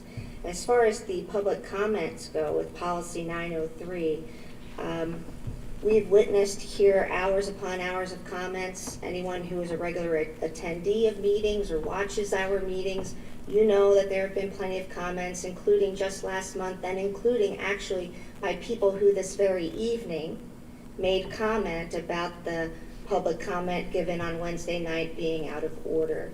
Comments have been made regularly in the past that are directed at board members, at members of the administration, at faculty. It's not something that was unusual. The speaker was not granted any more latitude than anyone else has ever been given at a school board meeting or at a committee meeting. So I just wanted to make that clear, since there's been some, misrepresentation of how we enforce our policy. And I also want to comment on the mention of myself saying to Mr. King to let Mrs. Badillion continue to read her comment. Mr. King actually initiated that interaction. He was speaking to Mrs. Badillion, challenging her about her comment, and I interjected to say, would you please let her read it, or would you like her to read it to you? That's what that nature of that exchange was. And we do recognize that there is confusion about this committee, and that was our aim that night, was to explain what's going to happen next and have a conversation about that. But it was very difficult to have a conversation when a public commenter was inappropriately shouted down and then people left. You can't have a very productive meeting when people have left the building, literally left the building, and we could not get them back. So I just wanted to offer that,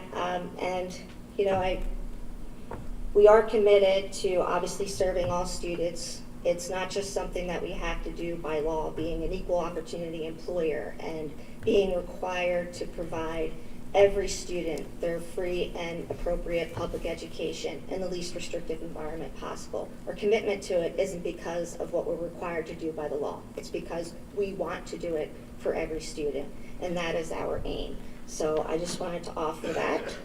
Does anyone else have any further comments? I do, Joan. Yeah, I'd just like to say, first of all, thank you to all the people who volunteered. As a volunteer, we all have other things to do, so I assume everybody who joined that committee did it with sincere interest, although I don't know everybody. I do know some, and I know for sure you're coming out and giving up a lot of time. It was unfortunate on Wednesday, and I know it is heated, and I can say I've been in the audience and disagreed with what I hear. I've sat up here and had people say things about me and fellow board members, and it was very disappointing to see people yell and leave. And I've seen on social media on all sides people saying our kids are watching, and whatever the outcome is, I hope we do better next time, because that was just disappointing to respond that way in light of, I think we all know this is a touchy subject, and I think we know there's a lot of division, and if this is a group about uniting, I certainly hope it goes better than that. And to Mr. Knight, I appreciate, I know you personally a little bit, that a sincere apology. I know it does, we kind of all react sometimes, but overall it was disappointing to see, and if this committee continues, it's going to have to do better than that for a whole slew of reasons. But I do appreciate everybody's efforts up until this point, and I know it's very frustrating. I can only imagine. It's frustrating to watch, so I know it's frustrating. It's frustrating to be up here sometimes. But that's really all I have to say. Anyone else? Yeah, I was just going to say, so everybody understands, the idea behind the community committee is to bring this community back together. So there's a fracture. I guess we clearly can see that. It's not unnoticed. When I was tapped or nodded, whatever you want to say, when Bill had given me the nod to actually be the chair, I was skeptical at times, but then I was like, okay, I grew up here. I've been here 53 years. I love this community. I want it to be successful. I want us to get along. I want us to actually care about each other. That's what it comes down to. It touches in here because I grew up here. It's important to me. We have to get back to being human again to each other and actually caring about each other. That's it. All right. This is Colin.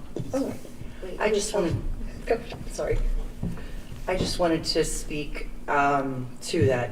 I think we all want the community to get along and for everyone to come to a common place. I know the saying, we agree to disagree. Sometimes I think that is the best thing. We're not always going to agree. I teach and I work with a lot of not like-minded people as myself, and I work closely with a lot that I am able to agree to disagree on, and it's a perfect relationship.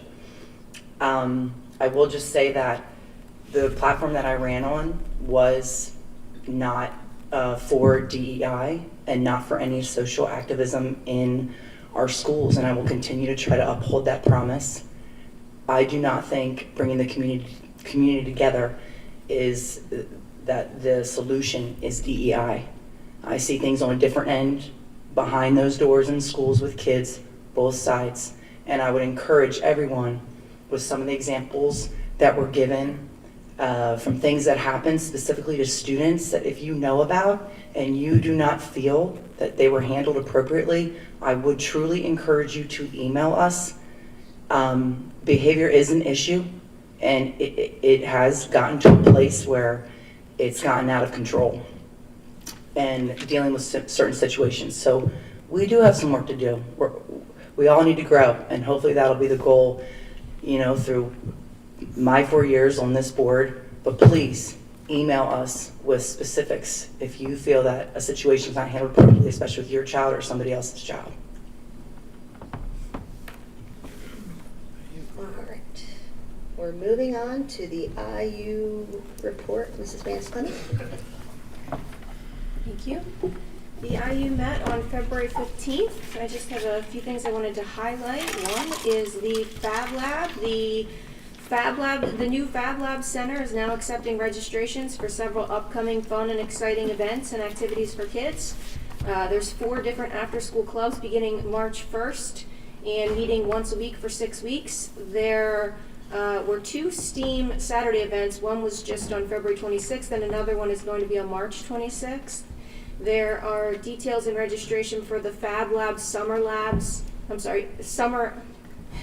Lab summer camps, 8 weeks of STEAM fun being finalized, and that's going to be on the bucksiu.org website. It's bucksiu.org/fablab/events. I also wanted to talk a little bit about the comprehensive plan. The Bucks County Intermediate Unit helps facilitate the comprehensive planning process for districts across the county and are even contracted to provide the service for districts outside of the county because they do such a great job. They have been working on our plans here at Penridge and at the Upper Bucks County Technical School, as well as a plan specific for the Bucks County Intermediate Unit. At the meeting, we reviewed the preliminary draft of goals and strategies for the Bucks IU plan. I was impressed with the specificity and chosen priorities within the goals and strategies and the process to include a balanced representation of stakeholders. There was also a thorough vetting of the wording and prioritization with time spent ahead of the meeting, reviewing and gathering board feedback. I thought it was a really impressive process. Actually, I've been involved in several so far. That one was my favorite so far. I feel like they really outdid themselves with this one. Also, I want to announce the WOW treats you can now order for March. Their theme is They have an Irish and March Madness theme for their treats, including Irish soda bread muffins, mint chocolate brownies, buttermint Blarney stone cookies, orange pound cake, and chocolate-covered pretzels with holiday sprinkles. I think the order form is being placed on somewhere on our website. Definitely. Okay. Thank you. There was a mini report for the Bucks County Intermediate Unit's Transportation Department. They talked about the department and their operations. We have very passionate people working hard to transport students, not only across the county, but also outside the county for special placements. I was surprised to learn that the routing is still all done manually. It's apparently been a struggle for IUs across the state to be able to contract with a company for that service because it's all designed around school district parameters. And so going across the county and elsewhere would require developing special software to do it, and it's difficult to get a company to take that on. So they are teaming together with other IUs in an effort to try to make it worthwhile for a company to customize things so that they can utilize a program that is more effective. Currently the Bucks IU has met with 4 software vendors and will continue to search for the best solution to fit the specific needs of the IU. During those discussions, board members from other districts shared some of the newer technology they are working with in their own transportation departments. One of the options shared included the ability for parents to be able to track the vicinity of the bus and approximate time of arrival to their house. So if you're waiting for the bus to come to your house, you can actually see and get an idea that there's, maybe 10 more minutes until the bus is going to get to you. I thought that was that would be really helpful for those days when you're like, is the bus still coming? Because I know I've been in that situation. It would also be helpful to, to parents, particularly at the IU, when you're transporting kids with special needs, because one absence can have a significant impact on the timing of the bus. It's much more difficult to be consistent because you're picking up each kid at their address. If one kid is absent, that's a whole stop you skip. And then, you're counting in buckling the student in many cases, and so that can really throw off those times. So that would be, really an advantage to parents. I've even heard from parents in Penridge, who have kids with special needs getting on those buses who are like, I never know what time the bus is coming, and just those things can throw, an absence, 2 absences, 3 absences can really throw off that timing.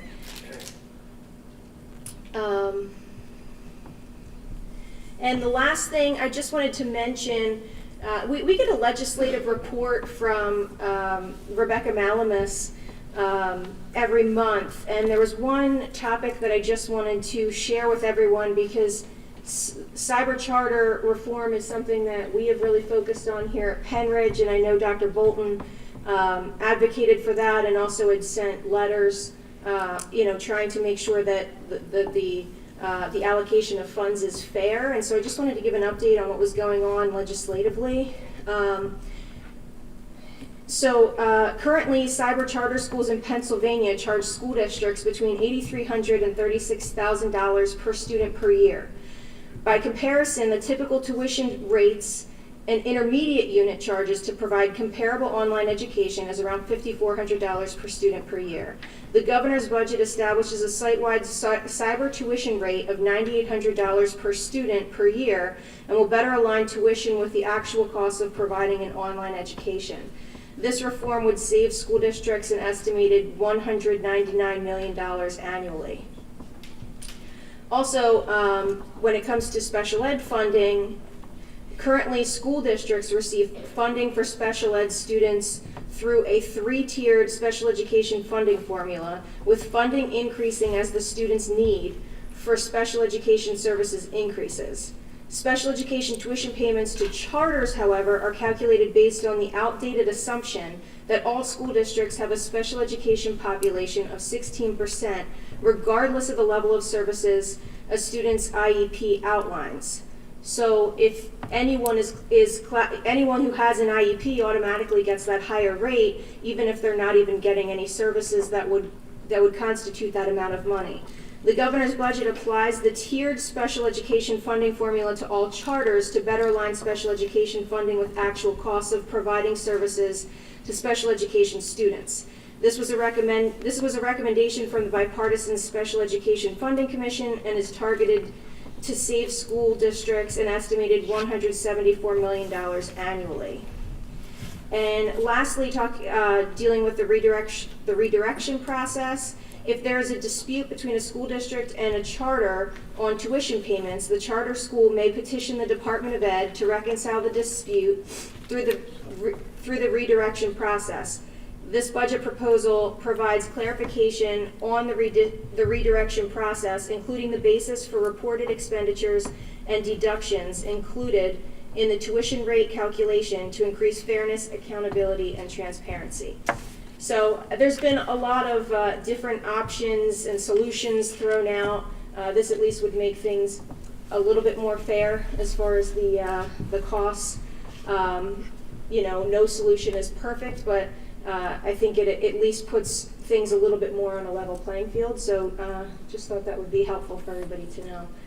And the next intermediate unit meeting is scheduled for March 15th. Thank you. All right, and our next report is the Upper Bucks Tech. Mr. Cormack? Thank you. As I did last month, I will do this continually about the number of companies that the VOTech school students are interfacing with. The Cooperative Education Placement Program. We're looking at Morningstar Farms in Percy, Sioka Collision in Quakertown, B.R. Scholes in Percy, Monarch Door in Quakertown, Beautiful Smiles in Quakertown, Kobe Orthodontics in Quakertown, and Apex Hose Watson Morrow Company in Pipersville. And to follow up with Dr. Bolton, the District 11 Skills USA Championships, the VOTech school had 25 gold medalists advancing to the state championship competition in April, and 38 students received placement awards. Congratulations to those students. If you need to go online just to see the individual awards per person, it's ubtech.org. And our next meeting is March 17th, 2022. Is Morningstar Farms the Morningstar Farms that I'm thinking of that makes the frozen foods there in Percy? Anybody know? That's how they have it listed. Oh. That's how they have it listed. Cool. All right. And our next report is Penridge Area Coordinating Committee. Mrs. Blomgren. So the PAC met in January and February, and in Silverdale, a lot of the townships are planning for community days and Septemberfest. So if you'd like to go on websites of your township and see when their community day is, they've been planning for those. In West Rock Hill, they are having some staffing and funding concerns for the Holiday House. In Dublin, where it was sad to see the IGA closed, but they are sketching up a plan to develop that Weiss property there. In East Rock Hill, a new member was appointed to the Joint Uniform Construction Code Appeals Board. They approved the 2022 budget with no tax increase. And then for the Penridge Community Center, they are looking to raise funds. So if you are looking to have an event somewhere, it would be great if you could just check out the Penridge Community Center. Also, they do have a list of activities just for people to join in. And you can search that online and search for their Penridge Community Center News and Views newsletter. At the last meeting in February, one thing to think about, or if you know anybody, the Dublin Fire Chief, Kevin Nugent, shared concerns regarding getting and retaining volunteers for the local fire departments. He spoke about the challenges of the time commitment required for training, and with the fire companies, they need to raise around 60% of the funding required to annually keep the fire companies operating. And as these same volunteers, they're just tapped out for other jobs, and just they've been fundraising. So if you got a little extra cash and you'd love to donate or even come out, I know they do a lot of their own fundraising at the fire halls. If you could look and maybe contribute there. Also, they would like to partner with the school district to try to coordinate some of the efforts with like training and bringing some of that information into the schools for any students that would also be interested. So please share if you think anyone that you know would be interested. And the next meeting, they will meet on Thursday, March 24th. All right, thank you. And the next committee report is the Penridge Community Educational Foundation. I'm going to let Dr. Bolton fill us in. Ms. Cooper and I were able to attend that on the morning of February 5th. 4 things to highlight that are coming up. It's always very busy in the spring. First of all, the Faces of Penridge, which we've highlighted here, they're doing a series that highlights different employees across the district. And they're just wonderful interviews talking about their impact and what they love about Penridge. So if you haven't checked them out, please do so. They just dropped their 9th episode. And so they've done 9 different educators. You can find them on their websites. From an event standpoint, in March, they have the Spelling Bee, which they do annually, which is one of their big fundraisers, and that's on Saturday, March 19th. In April, their 2 biggest events. One is a lovely evening, which is a wonderful night, just a celebration of education. A lot of the highlights of the educational grants. So a lot of the teachers and staff members who receive grants come in and highlight what they use the funds for and kind of show it off. As well as then a nice evening of music, as well as a celebration of, and I can't tell you who won because we know who won the tribute educator. So it'll be an exciting night that night, and that is on April 26th at the Washington House. And tickets are available on the website. And then this year, for the first time, they're doing a Math 24 contest. And so they have gone through all the schools in Penridge and are teaching them the game 24.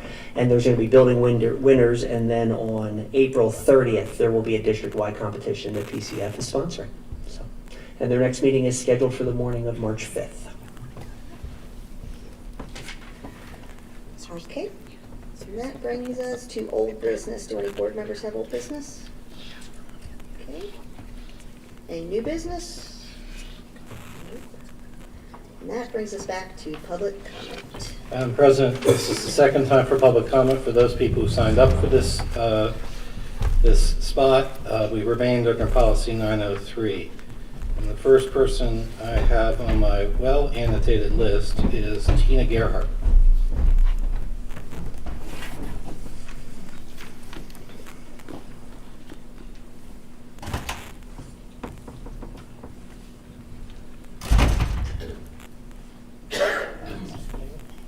Hi, thank you for letting me speak.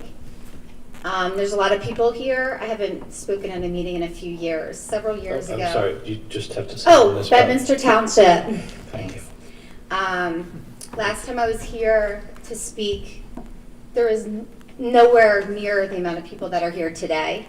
It's encouraging. It's also kind of disheartening when you see online that there are people in our community asking people that do not even live here to come here and crash our board meetings in order to push whatever agenda that they want. And it's political every single time. It's always in these political chat rooms. It's always to divide the community and to push an agenda. Recently, the person that runs the Penridge GOP page has put things out about students and art things.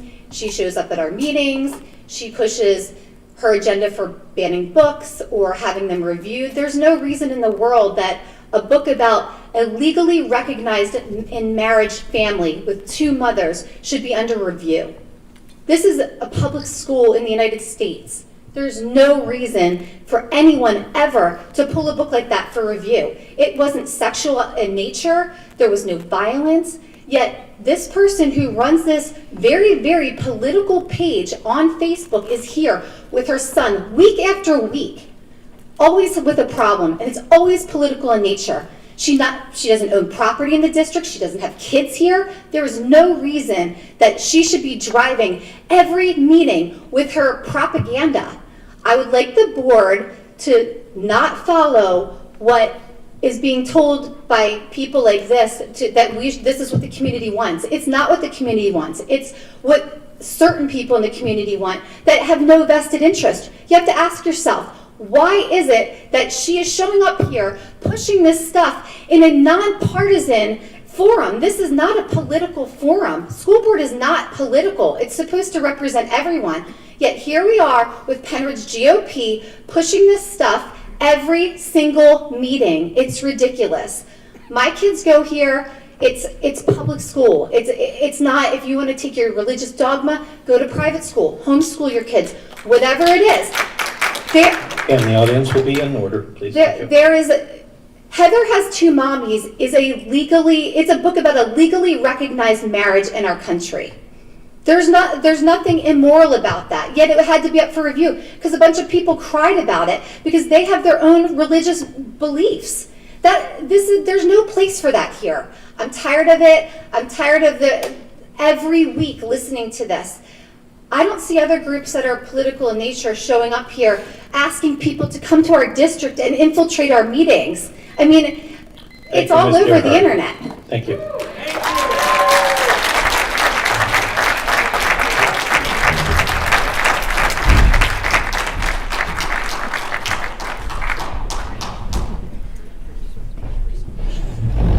Okay, sorry about that slight interruption. The next speaker is Mr. McClenahan.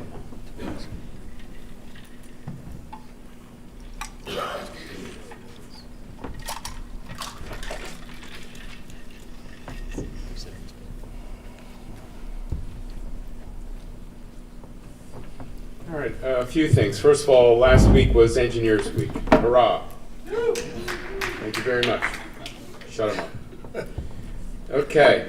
Secondly, if you're sincere about what you said, I really appreciate it. That was very upsetting the other day. The things that were said, I'm not going to say his name. I mean, that was really upsetting. You know, the words this woman just used right now, that's true. What's the deal with this disruption? Time and time again.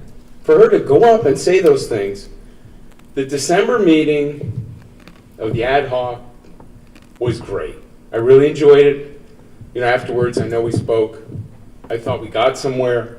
It was exciting. And now we have this. That's what we got. So let's not have that anymore. Let's get back to basics. Okay? Thank you.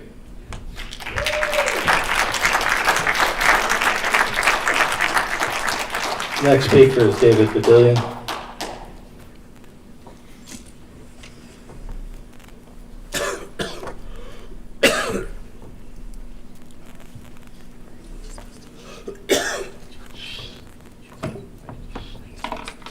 So I guess we're not upset about calling out people specifically anymore, but all right. So I'd just like to comment on a couple things. We talked about active listening. I've listened to a lot. I really appreciate what everybody said. I just want to comment on a couple things. One, I agree. It's the responsibility of the person in charge of the meeting to maintain order. However, we are all adults, okay? We represent the school. If you're on the committee, you represent the school. You represent kids. If this is what's happening, that we're telling our kids that it's everybody else's responsibility to make sure that their behavior is appropriate, maybe the part of the problem is we're putting the responsibility on the school to be everything for the community. How about we start taking responsibility for at home? How about we stop letting our kids spend so much time on TikTok? Y'all like the CDC, y'all like these organizations, they're talking about it. How about we get the kids off TikTok? How about we make sure that we're telling our kids how to act regardless of how other people act? Second, somebody said, ask the children what they want. No. You are the adults. And the audience will be in order, please. Thank you. Thank you, Mr. Badillion. I give my kids choices. When it comes to the responsibility of their development, it's my decision as the adult. Second, please don't refer to first and second graders as racially motivated perpetrators. I cannot believe that that was a recommendation or something that somebody said to call a first and second grader a racially motivated perpetrator. Third, I'm glad we're bringing up media attention. One of the individuals that's very vocal about diversity, equity, and inclusion wanted to disparage the First Baptist Church of Percy and the Revivals Outreach Center, which is ridiculous because they are offering free tutoring services. They offer services for non-English speaking students. And because one parent, who apparently didn't read, that even on the brochure, they're not hiding it, right? They bring hope and healing to the community through the gospel of Jesus Christ. They're associated with a church. If you didn't like it, Excuse me, you will be in order. Everyone has done a great job so far. Okay? Please be in order.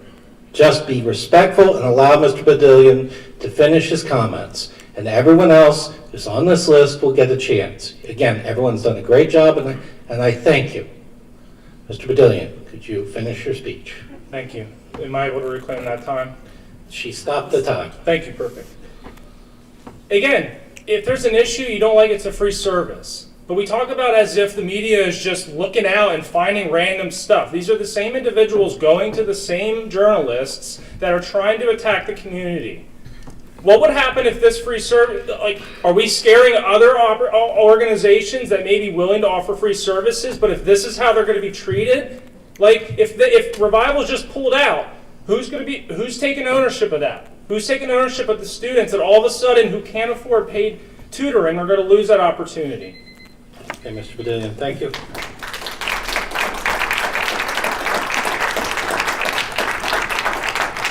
Former Representative Clymer.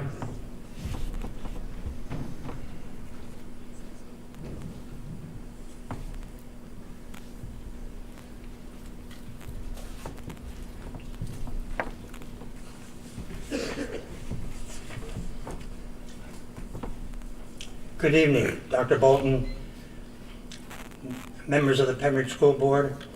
My name is Paul Clymer, taxpayer from West Rock Hill Township. I have a current events issue I'd like to discuss this evening. The events in Eastern Europe during these past few days has provided interesting material for a high school civics or history class. If I were a teacher, I would ask the students, was the tyrant of Russia, Vladimir Putin, justified in invading the sovereign nation of Ukraine? What is the troubling history between the two nations? Perhaps it was when Russia turned millions of Ukrainians, who starved millions of Ukrainians in the 1930s, who refused to join the Soviet Union. I would raise a question to the students. Is Putin obsessed with greed and power as he tries to reestablish the old Soviet empire? Does not Putin harden his face as missiles drop on the innocent Ukraine women and children?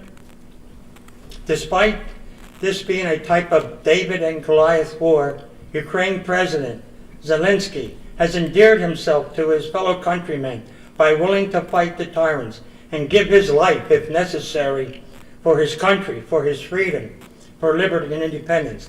As a teacher, I would raise the question, what benefits does socialist Marxist government provide other than weaponizing the national security agencies against the populace and denying them their God-given rights and destroying sovereign countries such as Ukraine? We can learn from the Ukraine university students, though deeply troubled with the Russian invasion, they have wrapped themselves around their flag and are singing the national anthem in acts of solidarity and making Molotov cocktails to greet the invading Russian tanks. Finally, President Zelensky has required all men 18 to 60 years of age to remain and defend the country. Our own history has shown that boys, teenagers, 16 to 17 will enlist to fight. I will tell you, many of these Ukrainian teenagers will probably enlist to fight this harsh and brutal Russian enemy, knowing full well that death is always enemy. They are defending what is really important in life, their flag, the nation, their families, and their faith. God bless America, and God bless the Ukraine nation and their people. Thank you.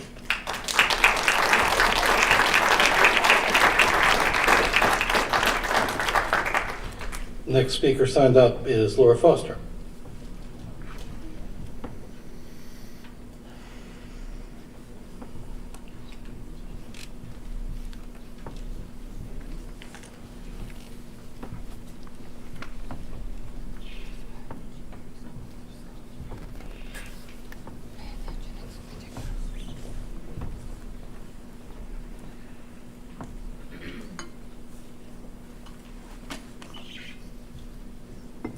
Laura Foster, East Rock Hill Township. Just to address some comments made, I think that Revivals is a great community resource. I'm proud that it's in our community. I do think that it should not be affiliated with our school. I think it falls under the separation of church and state. That's the only concern that I have with that institution. I want to talk about supporting education with educated people. Vetted scientific research is evident and foundational in just about every career and field of study. This includes psychology and social work. As an educational institution, it would make sense that our policies would follow the process that we're trying to teach our children and not be based on individuals' beliefs. Contrary to statements made at the last school board meeting directed to me, our school has not responded to my repeated requests to provide evidence-based research that supports staff not to use LGBTQ terms with our elementary students every time an insensitive phrase is used. To be clear, I requested this information January 5th, January 10th, January 20th, and then again after the school board meeting on February 4th and February 26th. At the school board meeting, a statement was made that I misrepresented the communication, and the response shifted that the district had indeed informed staff not to use these terms with our elementary student every time insensitive phrase is used. But they actually never answered my questions about providing evidence-based research to support this. So this is where we're at. If the school is making procedures based on beliefs, why do we have AP Science classes? Why don't we just tell our students to do what they believe is best in their careers and throw science out the window? Have them write a paper on how they think the standard cell potential just doesn't fit with their overall values instead. This is literally the equivalent of what our administration is doing. I stand by my last meeting's comments. You're directly putting your counselor's license in jeopardy by not following evidence-based practices. I'd like to end by quoting an esteemed member of our board with their beliefs about a Penn Ridge student who thinks differently than they do. For context, this remark was made to another adult supporting them confronting a Penn Ridge student on social media. Quote, "I'm seriously crying. He's a tag along at school apparently. He needs a connection. He's all over the place trying to do something to fit in. He might tell you to F off too, but it's worth a shot. I might try to low-key get him to be a leader in the Rachel's Challenge thing we're going to be doing." What a lovely sentiment from an adult to a child. To my fellow parents, just take a guess at what the McCarthyites up here are thinking about your kids and what policies they're going to institute as a result. Thank you. The next speaker is Vicki Sellers. Ms. Sellers.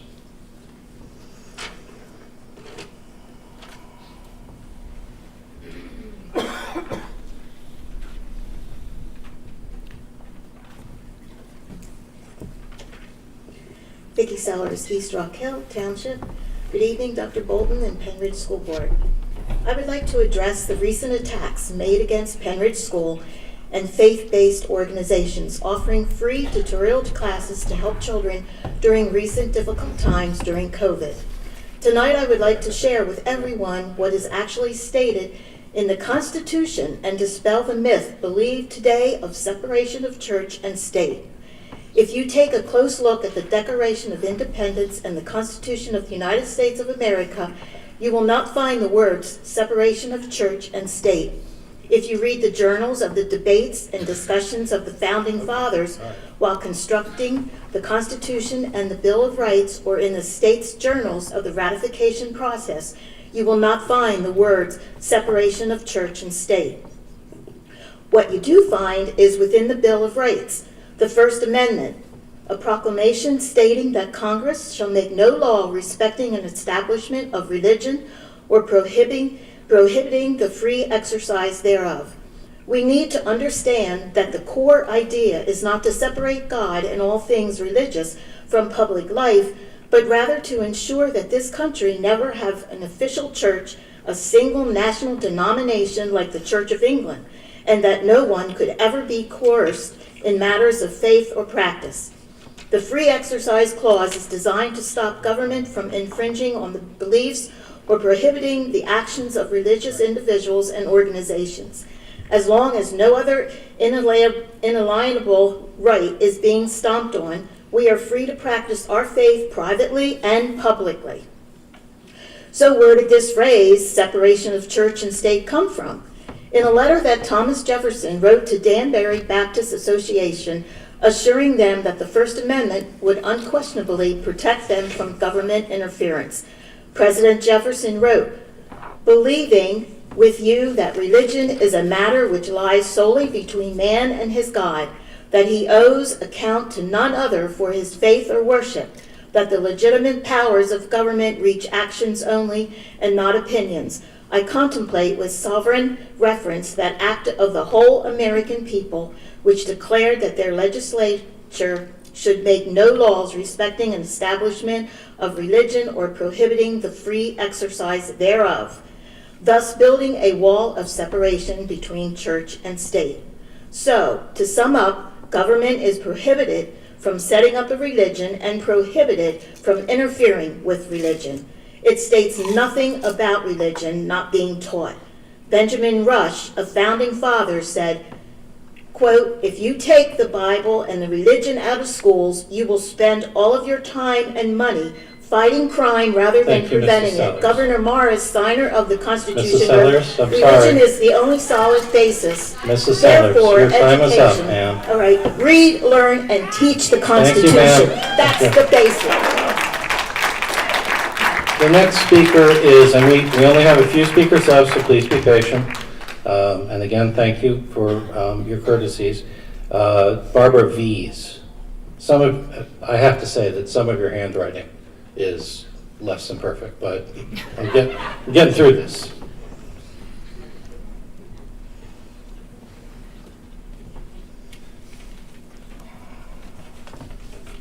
Hi, Barbara V's, Hilltown Township, and I'm here to support our board. I too was concerned about the article, "I Don't Trust Them," free church-based tutoring service recommended on Penridge School website raises concern. My concern is that parents no longer want to parent their children. Maybe I'm old-fashioned. My daughter is raising her own children now, but taking the time to run to the media if something offends them isn't the way to go. If you're fearing indoctrination, have an open dialogue with your child to be sure that the information they're receiving aligns with your values. If this free tutoring service offends you, then don't use it. If cost is the issue, sit down with their child and their textbook and learn together. It costs nothing. That's being a parent. In a quote from the article, "I think our tutor would welcome the opportunity to help understand what is being presented and perhaps examine the presuppositions as well as the supporting facts for both conclusions." Isn't that the education we should be giving our students, both sides of the story, evaluating facts, actual facts to support both conclusions? Alex Lukanister, sure I'm butchering his name, claims that if the school district endorses this program, it would be a violation of the U.S. Constitution and the separation of church and state. Vicki just gave you the whole history of that, and Mr. Lukenitzer needs to read his Constitution. Thank you.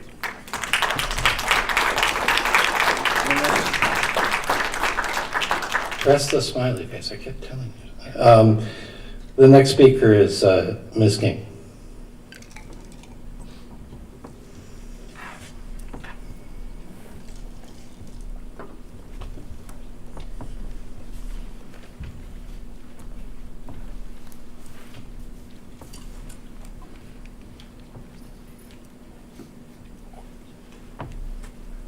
Adrienne King, Hilltown Township.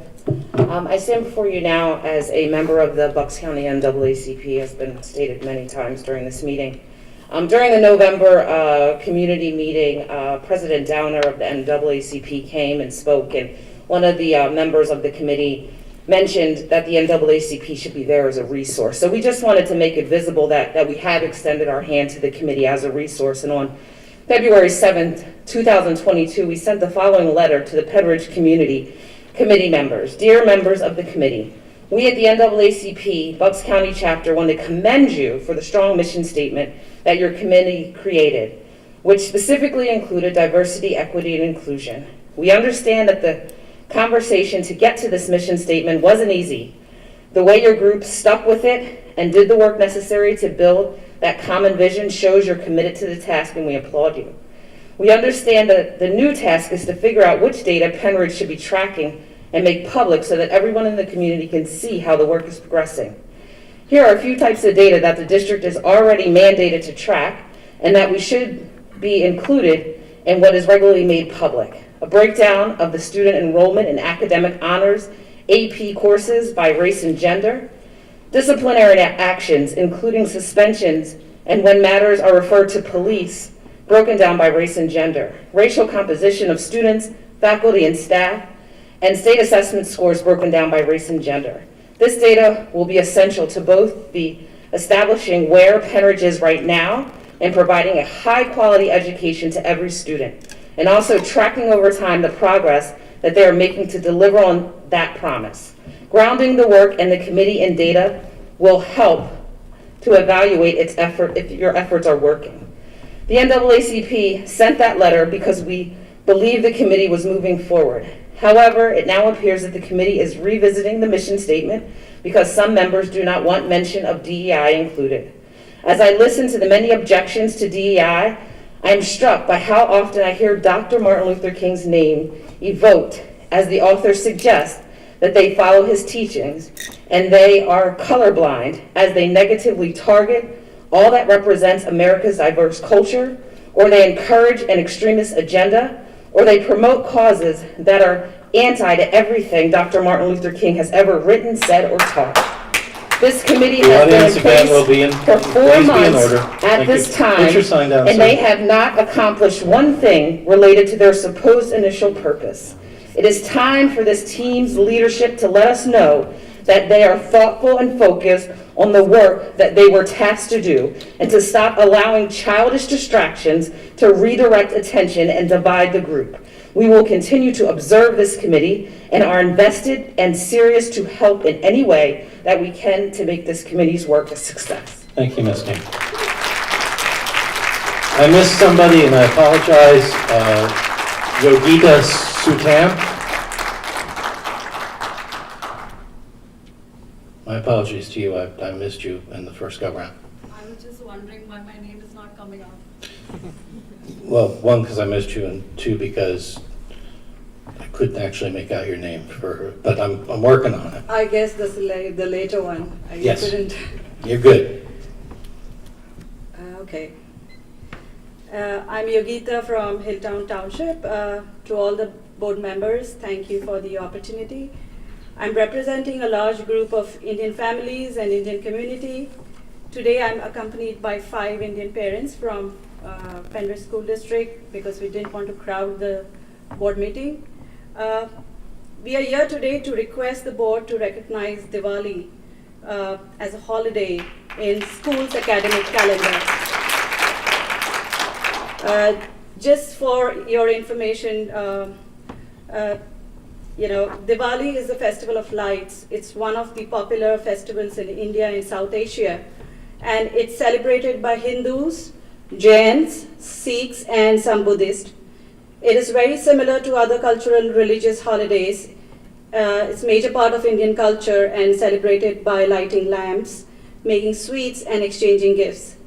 The Indian and South Asian population in the community is consistently rising. Currently, students are forced to take the day off, sacrificing lessons and missing school, making them torn between schoolwork and religious and cultural duties. Recognizing the day as an official holiday means no student needs to compromise between their education and religion. Further, it also brings more awareness to the religion and will make students more aware and empathetic. Central Bucks, along with few neighboring school districts, have recognized it as an official holiday on their academic school calendar. Keeping in line with the true American spirit, which welcomes and honors diversity and inclusion from different parts of the world, we, on behalf of Indian and South Asians from our community, request you to kindly declare Diwali a school holiday so that all children can grow up recognizing, enjoying, and participating in the celebrations of the festival. That's it. So, Thank you, Mrs. thanking you Sutam. for your presence.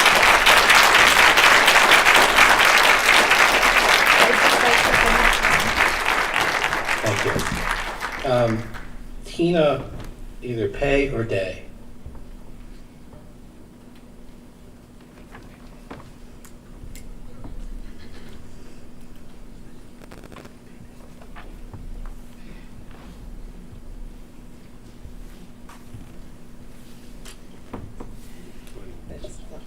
Tina Daly, thank you for trying to pronounce my last name, That's right. from Hilltown Township. And I think maybe we can try and pronounce everybody's name, maybe, instead of skipping them over them next time.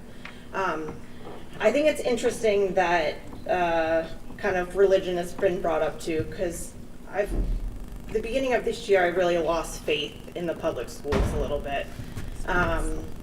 And it's not just this public school that is having these issues. There's many schools around us in our nation that are having these disparities among their populations. And I think it's really interesting that we're asking, like, you know, we're putting this on parents, and I think that is. Part of this is a parent responsibility, and I'm doing my due diligence. But it's funny, because as an occupational therapist working with special education children and students in this area and in this school, we've actually just recently come upon a disparity of whose responsibility is that student with an IEP, right? Is it the specialist's responsibility, or is it the regular education teacher? And I would say that we would all argue that it's both, right? I've heard like both sides, and we keep on pointing fingers, and we really need grace. And I hate to say this, and I know all of you sit up there and you volunteer your time, but I don't know how much faith I have in coming up with a conclusion to the DEI or whatever you want to call it. I do want to recognize my own kids' elementary school. Despite like the arguments that you guys have had as adults and the finger pointing that you've done as adults, my own children's elementary school has gone above and beyond. And I'm thankful for the teachers there, the principal there, because they're not getting caught up in political agenda. I have faith in maybe one or two of you guys up there, because I know you personally. But I think it's time that grace has been given, and you say you don't want to ask the students, but they're 18, about to go to college, and I'd like to think that you're trying to prepare them for college, but yet we're saying that we don't want to ask them, if that's the argument. Thanks.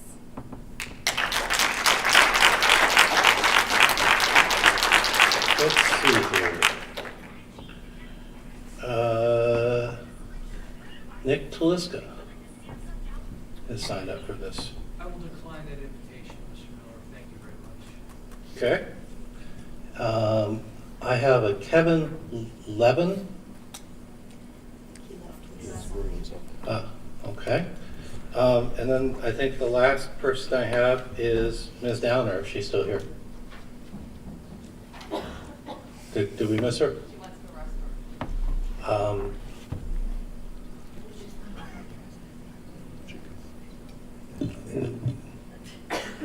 Hold on a second. Let me just confer with the chair.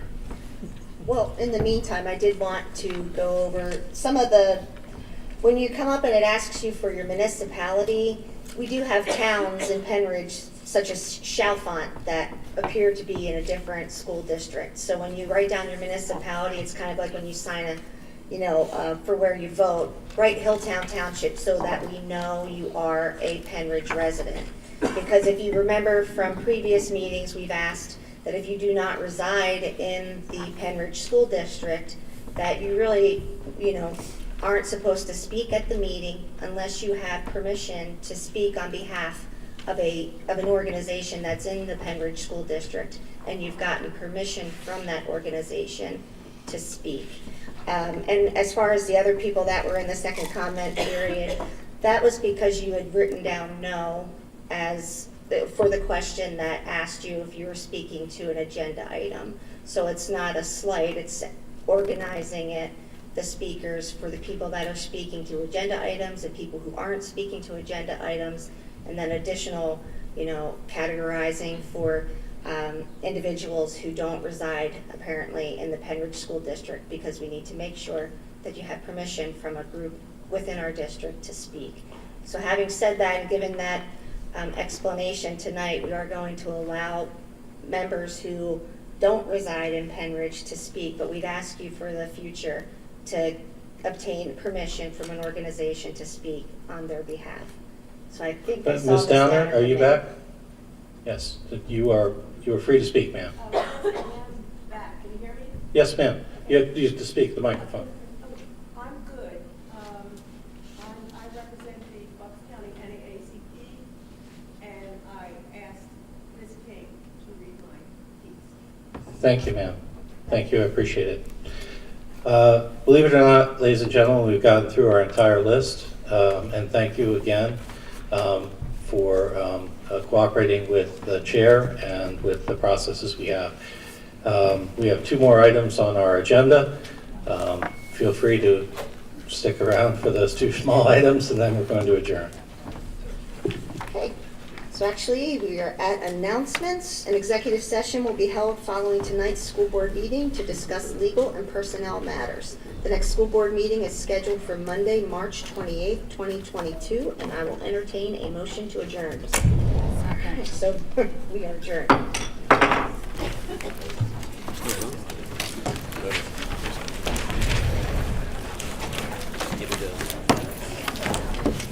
Good, yeah. Dave doesn't want to give everyone the opportunity to say no. Exactly. We're going to stay here.